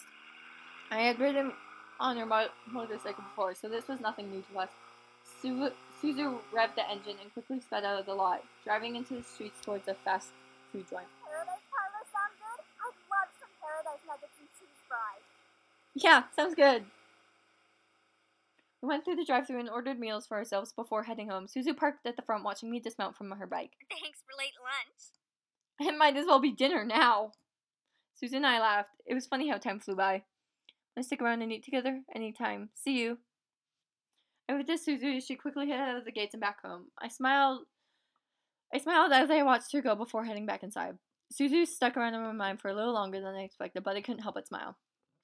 The remainder of the night passed by, surprisingly uneventful. The boys continued to train with each other, but were kind enough to stop and make dinner. Blah, blah, blah. Stand up and walk away. I couldn't like how get her worked, so... Wait. Well... Shut up! Anyone... Be a dear. No way this was happening. No way I was gonna let myself be a victim of this. Gotta remember what was in that book. What are you whimpering? Are you praying that...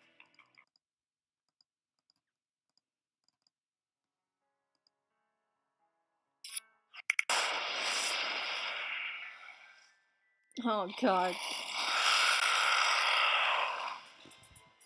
Fight.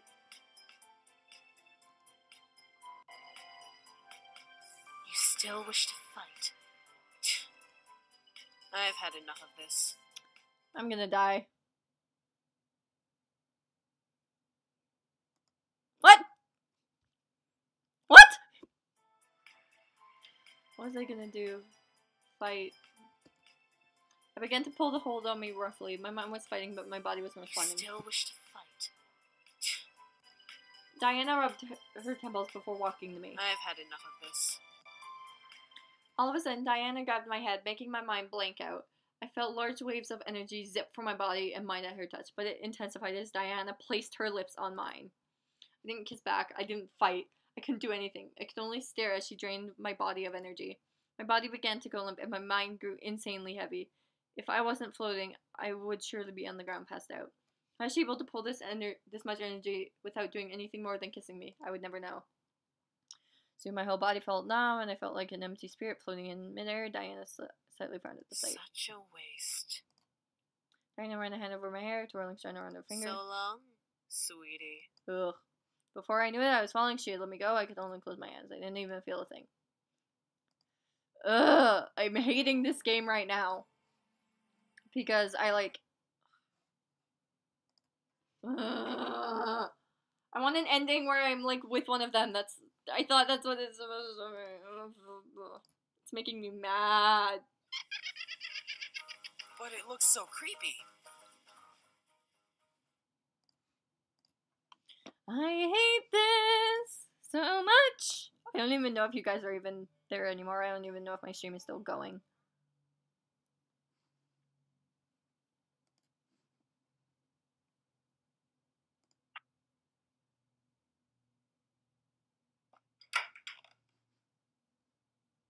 Then why did one of them...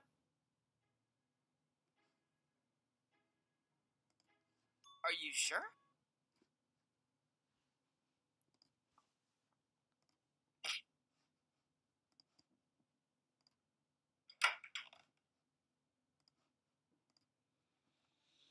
I'm so sorry about... Do you have...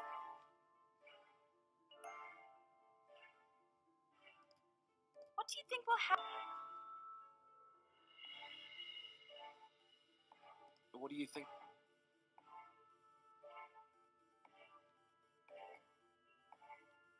Do you think the company...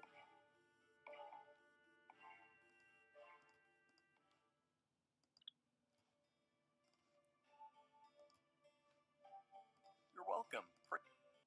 Oh my god.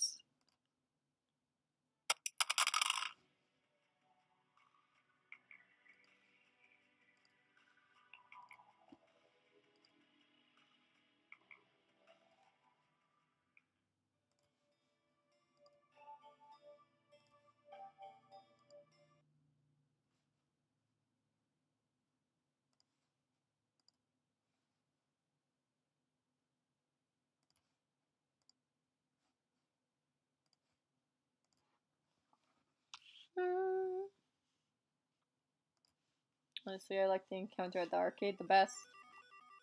Oh, really?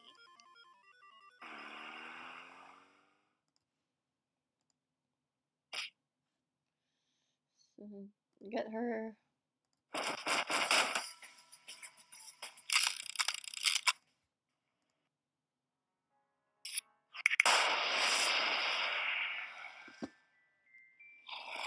Make a deal. Her. Let's see what this does. Me? Are you serious? What do you mean, me? I looked through Diane again. She was indeed scary, but she was gorgeous, and somehow she interested me. More so than the boys. Well, shit! I mean, you staying with me for a little while. I want to get to know you and these rules you're talking about. A human wanting to know more about a demon and the rules. You're really trying to step over your place, especially if you'll be losing those memories in the end. I'm serious. I'll give you my memories and energy if you just stay for a couple of days. A day even. It'll be worth Completely it. willingly? Completely willingly. And if you don't fulfill your end of the bargain? Then you can feed me to your pit beast. That really slipped out of my mouth. Was I really wanting to put my life back on the line again? If it meant keeping my memories for a little longer, then yes. Diana looked at me, scanning my body with her eyes for any sign of false intent. I didn't have any, so Diana signed and snapped her fingers again. The demon below me vanished and I was slowly lowered to the ground. I looked at Diana in surprise. You are very lucky demon magic is so finicky. What do you mean? Why do you think demons make deals with humans like you? I wasn't sure. Demons were still new to me. I had heard stories of people making deals with demons and only ruin coming from it. Diana sighed. It's one thing to take your memories or your energy. It's another for you to willingly give it. We get more for our effort if the one we make a deal with is willing. Think of it like sex. Oh my god. If I'm aroused and you're willing to open your legs for me, I'll get pleasure. I'll enjoy it. You might enjoy it. And it's done. But if you aren't willing and I force myself on you anyway, it's not so pleasurable for me. Even if I get what I want, it won't be as worth the effort. Dear Lord. Strangely, that made sense. It was very much like a business. If I had what they want, they could negotiate for it, or they could take it away anyway, but not without a fight. Were they all really business oriented? My curiosity about demons grew as I realized what deal I had made. So you stay for a couple of days? A day is enough. Yeah, sure, fine. Yeah, sure, fine. Yes. Yes. My god. Diana looked at me up and down again. I felt a little naked all of a sudden under her gaze, but I ignored it as she shrugged. All right. Diana kept her eyes on me, unsure of what was going on from the look in her face. So, what do you want to know? You're obviously curious about demons enough to make a deal with me. Oh shit. My first thought shot to her, but then I remembered the boys. Not all of my questions were answered, and I wanted to know everything. First of all, who exactly are you? Diana chuckled before crossing her arms. You may refer to me as simply Diana. As I said before, I'm a succubus, and I intend to bring the boys back home. Back home? What do you mean, back to the demon world? Precisely. They don't belong here, and it's imperative that they return. Why? Did they not tell you? They're runaway royals. What? I couldn't believe my ears. What? They were royalty? Why would they run away from royalty? I simply smirked at my new surprised face. Ah, so they didn't tell you. How unfortunate. You were in the presence of a demon prince and his noble brothers, and you didn't even know. I felt myself unconsciously walk over and sit on my bed. They hid something gigantic from me. Why? Did they not trust me? Then again, it had only been a couple of days, yet they helped me and were here for me regardless, acting like servants instead of noblemen. I gripped my head in frustration. What am I supposed to believe? Believe whatever you wish. The confusion will fade away soon enough, regardless. I looked at Diana, who gave an almost somber look in return. She was serious about removing my memories, but she would keep her end of the deal until I learned all I could. And I felt thrilled to have her. Maybe it was because she was a succubus. I don't know. I sighed and faced Diana. So how did you get to the human world? How did the boys get here? With the help of a human, in both of our cases. There's truly no need for details beyond that. Any human can cast a demon summoning spell. It's just a matter of what happens during the summoning and after where things get tricky. What do you mean? Well, if a human is willing, only part of their life force is taken from them, and they are given one chance to open a bridge between our worlds to allow the demon they desire to come through. The more demons come through, the more life force the spell takes. Oh. Luckily for the poor human that brought them here, the boys sacrificed some of their own powers to open the bridge instead of letting the spell feed solely on the human. The human lived, and the boys came through. That almost made sense. Something in my mind clicked, but I couldn't clear it out to figure what it was. I only nodded to Diana. And you were the same? Somewhat. However, I don't care to go into details about how I came here. You'll forget soon enough. That's not part of the deal. You wish to have me around for more information. I get to decide what information to give. Cheater. It's not cheating if it's not a broken rule. I huffed and crossed my arms and legs. Diana was a game player, and I didn't like her rules. However, there were rules I had to accept in order to keep my memories a little while longer. I'd find a way to remember. She wasn't going to win. Diana let out a small chuckle and ran a hand through her hair. Well, I believe I should head to bed. If I'm to stay here, then I need some form of sleep. I watched as Diana crossed through my room to the door and opened it. She turned to me with a small wink. Have a good night. See you in the morning. Oh my gods, I can't with them. Before I could respond, she exited my room and closed the door behind her. I stared. It was like she was in control. I almost gritted my teeth at the thought. She wasn't the master of the house. I was. I huffed and crawled back under the covers. How did my life get so complicated? What was going on with me? I must have had serious bad luck. I sighed and covered myself with my blankets, wanting for the night to end. I needed tomorrow to come. School would take my mind off things.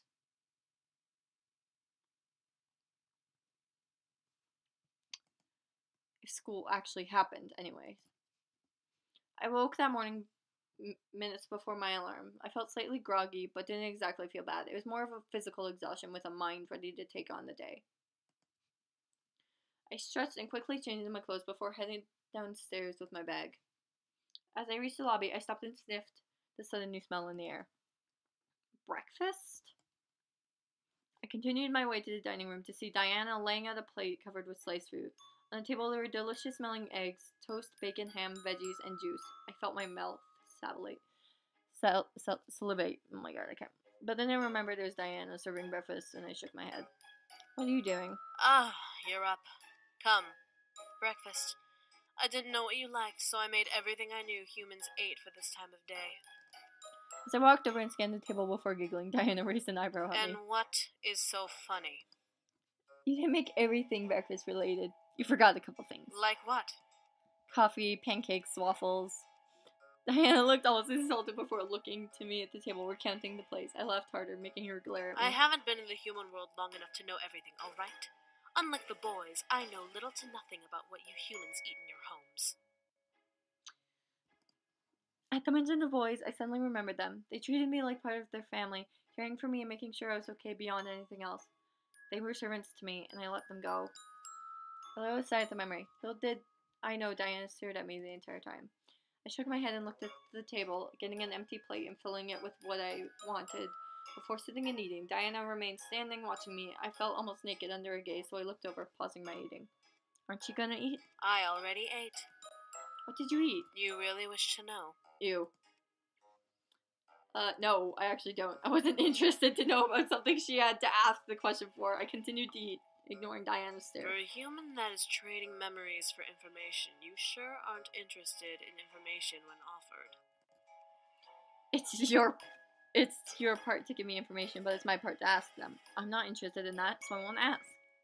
I could practically feel the smirk grow on Diana's face. Ah, so you're playing like that. I understand, sweetie. I continued to eat as Diana merely chuckled and watched. Why are you watching me? I might as well make this a learning experience for myself in return. If I learn more of humans, I'll find more weaknesses and more ways to manipulate them. Bitch. Glared at her, making her smirk wider. I'm only joking around. I have no intention of staying in the human world long enough to care for humans. Then why are you watching me? To make you uncomfortable, sweetie. From the looks of it, I've succeeded. I turned back to my food with a growl and began to eat. She was annoying! Her laughter only fueled my anger. Eventually my arm starts to go off, reminding me to be ready for Naomi and Suzu. Right. School was the thing. I stood from my chair and grabbed my bag, walking out of the dining room. And where are you going, might I ask? I have to go to school. Ah, I see. I looked at Diana, feeling that she was up to something. She had her arms crossed, looking at me as if I owed her something. What? Well, I don't exactly want you to leave this house with the memories you have. I'd be breaking the rules if I allowed that. But we had a deal. You stay for a day, I keep my memories until you leave. I still have school to go to, though. Then skip school and stay home. What? That, or I go with you. What?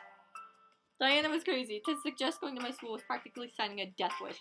Everyone would ask about her. What would I tell everyone? That's I crazy. can't let you leave this house with those memories unless I'm with you. Rules are rules. What rules? The rules of the world, sweetie.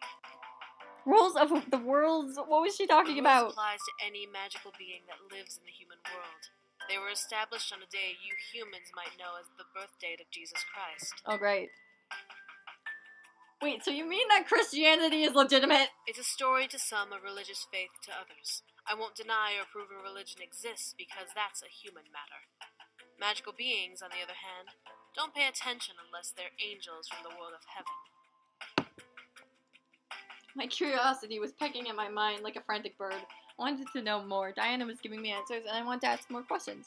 However, I had to go to school. I was conflicted. Stay, and I'll tell you more of these rules. And if I go, And I take your memories. Now. I was trapped. There was no way I could bring Diana with me without some repercussion. Jesus. If she took my memories now, then I'd go to school without remembering anything. However, if I stayed, I can learn more. Then I'd miss school. So I'll stay. I bit my lip. Did I really want to stay? I could feel my fingers run over my phone and call up Naomi. Without even listening to the phone, I spoke into it. Hey girls, I'm feeling really sick. Don't worry about coming and don't come over. I'm staying home and getting better. I hung up without the acknowledgement of Naomi or Suzu on the other end. Diana crossed her arms and waited for me to turn to her fully. I threw my bag to the side and looked to Diana, ready for more. You're going to tell me everything. I'll do the best I can. I walked up the stairs with Diana behind me. I glanced into the dining room to see if it was already clean. I guess Diana had music to clean up it after us. Jesus, fucking talk. I continued and wound up walking to my bedroom. I sat on the bed as Diana stood by the balcony window. It was just like last night. So I can ask anything and you'll answer, I'll give right? you the best answers I can give. Knowing Diana, it could have been a white lie. She'd already hidden some details, but I guess she had her reasons. However, I would need to know more than just details. The rules of the world. What are they? They are the heart and soul of the human world, created and approved by all 5 worlds on the human date, December 25th. 5 worlds. In human terms, there is the human world, heaven, purgatory, hell, and the abyss. What are the rules in this agreement? These rules dictate the behavior of otherworldly creatures in the human world. Without them, there would be constant war between angels and devils, while the vampires would try and enslave humanity. Jesus. Demons are merely the watchers, but often the devils or vampires will try and coax them into joining them. So angels and vampires exist too? Yes. Angels are from heaven, watching over the human world with a careful eye. Vampires are from the human world, but pass on to purgatory before rebirth. I stared at my lap. This was all amazing, yet this wasn't satisfying my curiosity. Did I want to know more? Did I want to know just about demons? This was all a huge deal, and I felt both over and underwhelmed. So these rules have rules over humans. Humans can't know about magic at all? Correct. Humans, to the angels, need to remain pure and innocent. So they dictated that humans cannot know of the other worlds or of other beings. The rest of us agreed. Only a select few are allowed to know the truth about us. But that's hardly fair, isn't it? Well, take a look at yourself. You're barely proficient with magic. Your kind is too focused on who will fight the next war or who will screw the next person. I'm sorry to admit this, but humans are the weakest race in the planes of existence. The only ones who truly protect you are angels. I felt angry that she made humans sound inferior. Yeah, we had our faults, but it wasn't like any other races were better, right? There was no way humans were the inferior race. Well, we're not inferior. Oh, you're not now? Really? Diana stared at me, looking me up and down before smirking Let's a go bit. on a little trip, shall we? Oh shit. Raised my eyebrow. What was she on about? First she wanted me to stay here, now she wanted me to go out? What was with this girl? Before I could protest, the world began to spin around me, forcing me to jump and grab onto Diana. She held me as the room spun, practically out of control. My fear escalated, and I buried my face in her shoulder, wanting it to stop. If she was trying to prove a scary point, it was working. I felt the world slow around me and soon come to a halt. I didn't want to look, but gently Diana pushed me from her body to look around. I gasped when I realized I was in a business office. What? What is going on? Where are we? Just a simple business office. Nothing more. I looked around and felt An air of familiarity to the room. I couldn't figure out why, but my brain kept me aware that I knew this place somehow. I didn't think on it long. Suddenly a group of businessmen entered the room, stopping at the sight of Diana and me. Who are you two? I froze. What was going to happen? We were going to be thrown out, get in trouble, and I would never be allowed out again. This was a mild nightmare. Diana's giggle stopped my thoughts. I looked up to see her smirking at the group of men, my hand by your hips. Why, do you not know who we are? For shame, for shame. Diana guided me to a chair and sat me down before sitting on the table. I practically turned red as Diana hiked her dress to where her entire leg slipped out from the silt. She crossed her hair and tossed her hair gently. We are your employers. This lovely lady is the CEO of the company, and I am her personal secretary. You men, however, are late. Oh my gods. I stared at Diana as she stared down at the group of men like a tigress would her prey. The group collectively began to shuffle in nervousness, surprising me. Were they really believing her lie? How? Then Diana smiled and lifted her leg slightly, making the men lean in for a possible panty shot. I couldn't help but feel stunned and slightly jealous. One oh of my you needs god. to come over here and kiss my foot as an apology. What? I looked at Diana's foot, seeing it gently bob in slight impatience. Was she seriously going to make one of them kiss her foot? They obviously couldn't be that enthralled with her enough to stoop so low. I let my thoughts become destroyed as I watched a man step out from the group nervously and get on his knees in front of Diana. As he gently cradled her foot in his hands, I tensed and held my breath. No way. The man gently kissed over Diana's foot, making almost a sultry sigh escape her lips and sent a shiver down my spine. Diana smirked and leaned on her hands, looking down at the man before her. My ankle next. Oh my gods! Like an obedient servant, the man traveled his kiss to her ankle as Diana let her head fall back with another sigh. Diana, what are you doing? Proving to you how weak the human mind is.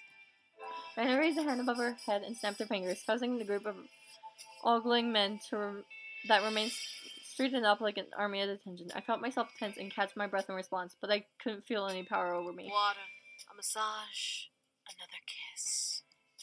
With each command, a man would separate from the group and fulfill it, obediently. I watched as the man became practically slave to her whim. Diana closed her eyes and let out a pleasurable hum, making my spine tingle again. For some reason, this irritated me beyond belief, watching her be pampered by enthralled men, making something crawl in my chest, something dark. I wanted it to stop. Don't say anything. That's enough, Diana. Diana and the men around her suddenly looked at me. Diana was a little surprised, but then suddenly smirked. Slightly smirked. My. Is someone a little jealous? Oh my god. It's not like that. Just stop it. You've proved your point. Diana chuckled, making me wince. Would she stop? She wasn't obedient like the boys, so who knew with her? Diana then snapped her fingers, surprising me and forcing the men around her to huddle together like they were previously. I have proven my point, haven't I? Oh, well. I guess I got a little carried away. Diana ran a finger over her lower lip and giggled at my face, though. What? You're adorable when you're jealous. My face turned red instantly and covered my cheeks, glaring at Diana. She giggled again before snapping her fingers and making the room around us fade away into darkness. A mere breath later, we were back in my bedroom with both of us on my bed. Diana stretched her arms up and smiled at me. So, now do you understand the vulnerability of humanity? I grit my teeth. Humans weren't as weak as she claimed. I couldn't believe it. Just because we were weak didn't mean that we couldn't know about those who were supposedly more powerful than us. I glared at Diana. That justifies ignorance? How does that justify ignorance? Ignorance is the only safety humans get to have. If humans were to know about us, do you know what kind of chaos would occur? For once, I felt scared. Diana's eyes were cold as ice as she stared into my soul, practically giving me the frightening feeling of the future I questioned. I'm just gonna save, because I don't want to forget. To save. There are already wars in the human world being fought amongst yourselves. Equality, dominance, power. The human world is practically the image of self-chaos. Innocent blood is spilled every day in your world. Doesn't matter the color or creed you carry. You think blood is spilled now? There will be much more if humans knew about otherworldly creatures. Our existences can destroy beliefs and human logic. I felt the world around me go dark as I stared at Diana. Sounds of screaming and battle raged around me, but I kept my eyes to the one person I could see. Was it an illusion? Was this a trick? It didn't feel like it. Religions would crumble and civil wars would clash. Paranoia would be a constant in every human mind, and soon armies will rise up, trying to defend humanity without true knowledge of who we are and what we can do. Vampires would be forced to retaliate and build armies of their own, and trust me, they're not as friendly as the vampires in your human fictional drabble. Devils would have a heyday and wreak havoc, finally finding a collective weakness in the human world to exploit. Angels would have to come down and fight their devil rivals, and the human world would become their battlefield. I could see the world Diana described flash before my eyes. I could see humans screaming and fighting each other, trying to figure out who is what, and being frightful with every blink. I imagined devils like Malix ravaging cities and killing people while soldiers tried to fight back, falling and dying at every turn. The image was scary, and I didn't want to imagine it. I shook my head, holding it in both my hands, before I looked at Diana. My roommate have returned, and Diana stared back at me. To my surprise, she had a concerned face. The rules are to make sure that we all stay at peace. To have us all fighting at once would result in a massive cataclysm that would engulf everything and everyone, no matter what you were. Diana finally broke away from the gaze she held on me and stared at the far wall. I could see a look of fear rush through her eyes as she looked away from me. I almost felt sorry, but my confusion covered my concern. Demons already have enough on our collective plates. We don't need to become the backlash victims of broken ignorance. Diana. Something in Diana's eyes made my heart almost hurt. Even though she wasn't looking at me, I could almost see all the emotions that ran in her mind just by observing her eyes. I felt bad, terrible even, for questioning her as I did. I was only human after all. However, I felt the need to comfort her. Something was going on, and Diana was holding it back. Whether or not I learned more by comforting her almost didn't matter. Wait, take her hand. I felt myself gently scoot closer to Diana before laying a hand on hers. Diana stared at me for a brief moment before shaking her head frantically and shutting her eyes heavily. A soft sigh escaped her lips before she looked again at me, almost with a new resolve. I'm fine. I was merely trying to prove my points. The day then became filled with Diana teaching me about magic. Even when the day ended, I needed to learn more. I began to crave it. I begged Diana to stay, despite knowing our deal. Diana, despite promising to only stay a day, agreed to stay longer to tell me more. Soon as days passed by, filled with lessons and examples of magic.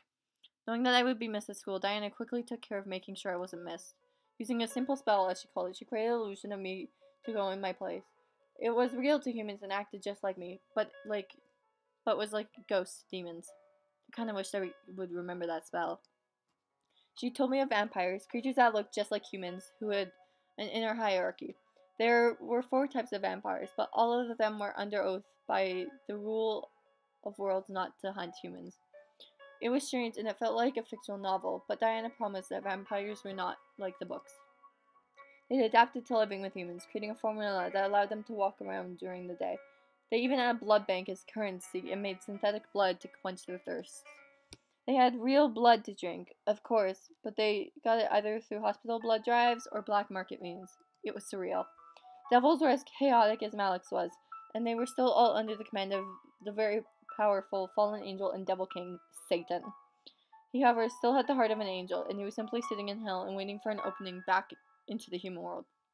I hoped it would never come. Angels, on the other hand, were not as I expected. When I thought of angels, I imagined beautiful, human-looking creatures with wings and halos. I still wonder who spread that rumor. Diana explained as they actually looked monstrous. Each archetype of angel looked different, but Diana couldn't describe them all. The only one that stood out the most to me was a seraphim. She described it as a mysterious creature that hid behind three large pair of wings. What if the seraphim did look human? Well, anyone who has met a seraphim and tried to find out has not lived to spill the secret. I gulped. It was very scary to hear that for some reason. Angels were strict and not as forgiving as many claimed. According to Diana, they had a love-hate relationship with humans, but didn't try to dominate us. They only became meditators for the rule of the world. Why not? I'd rather not get into that. Why? It's not my place to talk about heaven. Only the angels. She also mentioned their methods for memory removal. As the self-proclaimed guardians of the humans, they had the right to baptize humans who held memories of otherworldly creatures should they find any in the human world. The baptism not only erased the memories of magic, but erased their entire memory clean. Humans wouldn't remember who they were, only who they knew. A blank canvas.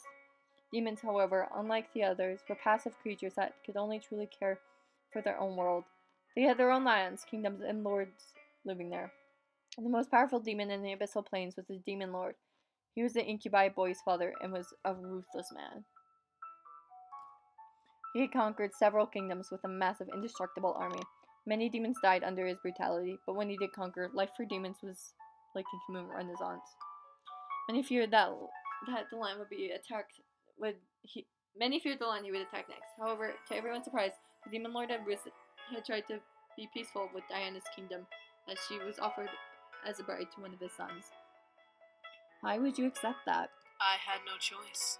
I was barely a child when the decision was made, and when I learned of it, I had accepted it. Why though? How would you know if you knew who you would be in love with the guy you married? It didn't matter. My kingdom would be safe, and I would be able to live with knowing I was able to protect my kingdom. I stared at Diana, and she smiled at me with sad eyes. She really didn't want to marry them. It was practically painted all over her face. You shouldn't have... Diana's face shifted to one of surprise as she looked at me. I was being honest, though. She shouldn't have to marry someone to protect your kingdom. It would be safe, yes, but you would be unhappy. Can you live with yourself knowing that? I'd rather be unhappy than see my kingdom burn to the ground. Besides, as the bride of the next Demon Lord, I'd have the ability to change things. I could disband his armies, bring peace to the Abyssal Plains. But what about love? Love? Diana looked at her lap and sighed. Love can't exist for me. I'm the most powerful succubus in the demon world. Anyone who would go after me would only be entranced by my power. I'm not. Diana chuckled, making me blush a bit. I was being honest, and here she was laughing at my words. You're a human, dear. You can't know when I'm using my powers or not. I could be using them now, making you interested in me to trust me. But you're not, are you? Diana then silenced herself. She stared at me, knowing that her silence would give me my answer. I smirked at her. You like me. What? Oh my god. You like me. You definitely like me. I do not. I'm merely fulfilling my end of the deal. I felt like a tease. She was being nice to me. I wasn't using her powers over me because she liked me. It was too obvious. You like me, you like me, you like me. Oh my god! What I didn't expect was her taking my hand and forcing me closer to her. A mere inch separated our lips as Diana stared into my soul and made my mind go blank. I barely remembered what I was saying. Diana remained holding me. I didn't fight. She stared at my soul and I allowed it. I was concerned and at the same time I was intrigued.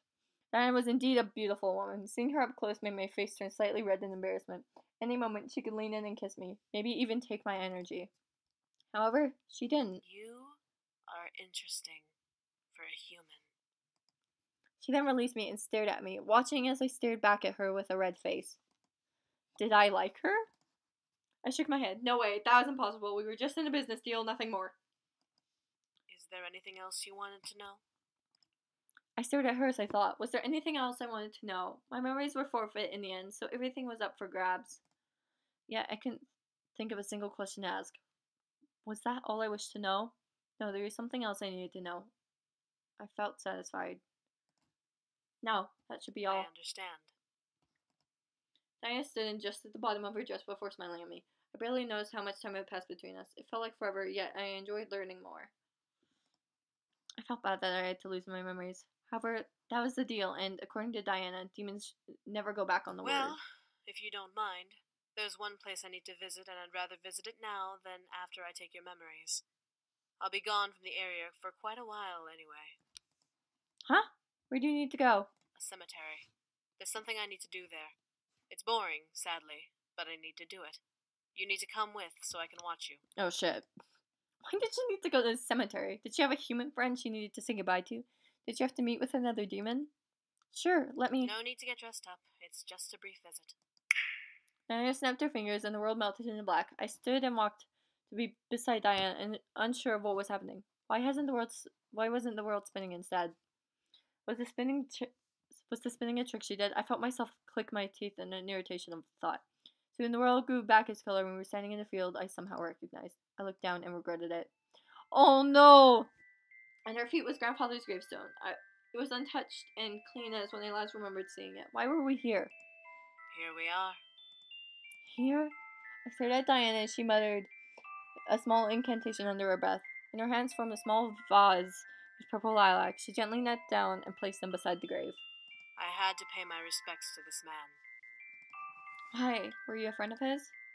I need to know. My mind began screaming. Something wasn't right. Why did she know him? How did she know he was dead? What was their relationship? What was going on? No, I wasn't a friend of his. I didn't even know him. Then why are you giving him flowers? My mind began to screech louder in my head. What was it? Why? Why? Diana, why are you giving him flowers? You don't need to know. I highly doubt you knew this man. Yes, I do. Diana stared at me wide-eyed. Diana stared wide-eyed at me. A mixture of fear and surprise mixed in her heart. My eyes began to squeeze tightly my chest. Why was she looking at me like that? How do you know him? Answer my question. How? I said answer my question! I couldn't hold in my voice. I needed to hear her answer, and I didn't want to hear anything else. Anything other than her answer would infuriate me. Diana looked down at the grave, letting out a small sigh. My heart tightened further. Answer me. I needed the answer. This man helped the boys come to the human world. He opened a bridge and let them through, before sealing it with a part of his life force. There was more. I knew there was more. I remained silent as she took a breath. I had come to visit their castle one day, and when they told me that the boys were gone, I became frantic. Without the contract marriage, the demon lord would have had the freedom to march on my kingdom and conquer it. I couldn't let that happen. So I tried to find a way here. I searched the castle during my brief visit, trying to find out where the boys went. I found it. This man left behind a small trace of his spell, small enough to be undetected by the inhabitants of the castle. Diana looked at me, a look of pain on her face that made my already pained heart feel like I was punctured by needles. Demon magic is best with consent, but takes more energy when forced. So, in a blind need, I recast the spell and used that man's life force to open the bridge once more and seal it completely when I walked through. I didn't know I was taking the rest of his life. Diana killed our grandfather! By the time the bridge closed, the man had already passed. He was visiting someone in a nearby hospital, so when I left to find the boys, the staff had found him and tried to revive him. I didn't want to take his life. I thought he was a younger man. I didn't know he was as old as he was. It's my fault this man is dead. But I needed to come to the human world, and he was my only chance to get close enough to track the boys down. You. Diana tensed up and stared at me. Her face was painted with regret and sadness, something not like her usual self. You killed my grandfather. Your grandfather. Attack her. Run. I needed to leave. I needed to go. I quickly turned and ran, hearing Diana call out from me from behind. Wait! I ran. I didn't look back. I couldn't look back. She started all of this. She was the one who turned my world upside down. She was the reason for the chaos I was in. She took my grandfather away. I ran through the gates of the cemetery and through the streets to my house. This time, the world was in slow motion, and I was just one going in fast forward. I didn't care what was going on around me. I just needed to run. My heart began to freeze in my chest, pained by the feeling of needles and knives piercing through it. Tears were running down my face, but I knew where I was running. I ran to the front gate of my house and sprinted inside. I zipped up the stairs and ran into my room. As I slammed the door behind me, I began to weep violently. I leaned against the door and slid to the ground, crying. My world was crumbling, and I didn't like it. My world was broken apart, and I didn't want it. All I could do, though, was cry. My heart denied me from thinking about anything else. I cried. I continued to cry. I let my heart empty all of its pain with each tear that ran down my cheek. My scream echoed through my room, bouncing around and reverberating into my ears. I didn't care if it hurt to hear it. I didn't care about anything anymore. All I cared about was crying. I crawled into a ball and cried. I didn't even know when I passed out. I didn't remember closing my eyes and letting the darkness take me. The darkness was comforting. I felt my sadness numb within it. There was no reality in the darkness to haunt me or hurt me. I wanted to stay within it forever. However, my body forced me to open my eyes. I saw the room focus around me, and I realized I was staring at the ceiling. I was in bed under my covers. I sat up and looked around, stopping to see Diana leaning against the balcony window, looking away from me. Why was she here? Did she carry me to bed? I felt my anger wanting to speak out against Diana, but then I noticed puffiness around her visible eye. Had she been crying? Seeing her bloodshot puffy eye made me full aware of my own eyes and how dried they had become after crying. I rubbed my eyes and let out a shaky sigh. I'm sorry. I stared at Diana. My heart didn't want to hear it, but I let her speak. I didn't want to come here in the first place. I only thought of bringing the boys back to protect my kingdom, so everything else became secondary. I didn't mean to take his life. But you did. I did. I can't ask for forgiveness, but I still am sorry. ... If I could turn back time, I would find another way. You know, it's because of you that I met the boys. Huh? I looked at my blanket-covered lap. I remembered the funeral, the moving, the meeting with the boys. Everything came at me at once, and now I had the one puzzle piece to fit all together. If my grandfather hadn't died, he'd still be living here, and he'd be the one taking care of the boys instead of me. But he died and gave me his estate, so I came and met them for the first time. I looked at Diana, seeing her sad face. I could tell she was really regretting her choice, and she was upset. I didn't sense any deception in her. I guess I have to thank you for introducing me to them and to magic, since my grandfather couldn't do it himself anyway. Diana looked down, pressing her lips together and closing her eyes. I need to take your memories now. A deal's a deal. I fulfilled my part and told you everything. I had nothing left to tell you, and you can't keep those memories. ... I didn't speak. I watched as Diana argued into the air about taking my memories. It felt like she was now doubting the deal, not wanting to take away the truth from me. Grabbing my phone, which is still apparently dead, but I plugged it in. The fuck? Like, literally, the hell? I plugged it in. Did I want her to? This was my chance to return to ignorance. I never remember that she took my grandfather's life. I never remember everything she showed me and taught me. I'd return to normalcy. Don't. Diana stared at me, a look almost of despair on her face. I, however, kept my eyes to her. You took away my grandfather. What gives you the right to take my memories away? But I'm not done speaking. Diana shut her mouth, listening obediently. I needed to speak my mind. She had no right to take anything away. I knew the truth now, and that was all that mattered to me. Screw the rules. I deserve to remember everything. I was thrown into this mess because of you. No one has the right to take anything away from me. Whoops, what did I... Diana took a step toward me, and I was ready to snap at her. However, she gently leaned over me and ran a hand over my head. All right.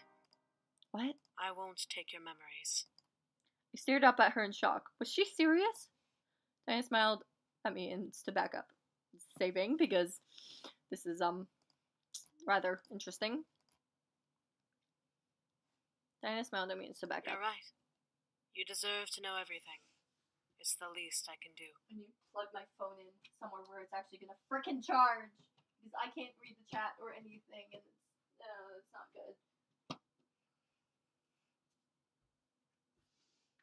My back hurts too. My Wi-Fi might turn off soon, so I might have to end this gameplay. I don't have unlimited Wi-Fi, so I felt almost joyful. She agreed with me. This was a huge deal. I still didn't forgive Diana, but it was better to know that than to be left in ignorance. Eventually, I would be able to move on. Until then, Diana was willing to stay and teach me the life my grandfather knew in redemption. It was something. Head back to sleep and I'll teach you more in the morning. I'll stay a few more days until you know everything. Something felt off, but I nodded, feeling exhaustion drift over me again. Was it natural? I didn't know. My head began to spin and I needed more rest. Diana laid me gently back down and moved hair from my face. As if from a smell, I closed my eyes and fell back into an unconscious darkness. My heart was healing, and it would take time to heal. Thankfully, it had time now to heal and grow stronger. Oh, no, not an angel! An angel's gonna erase my memories! I heard voices and tried to open my eyes, but couldn't. I don't want an angel to erase my memories. You don't need to remind me, Angel.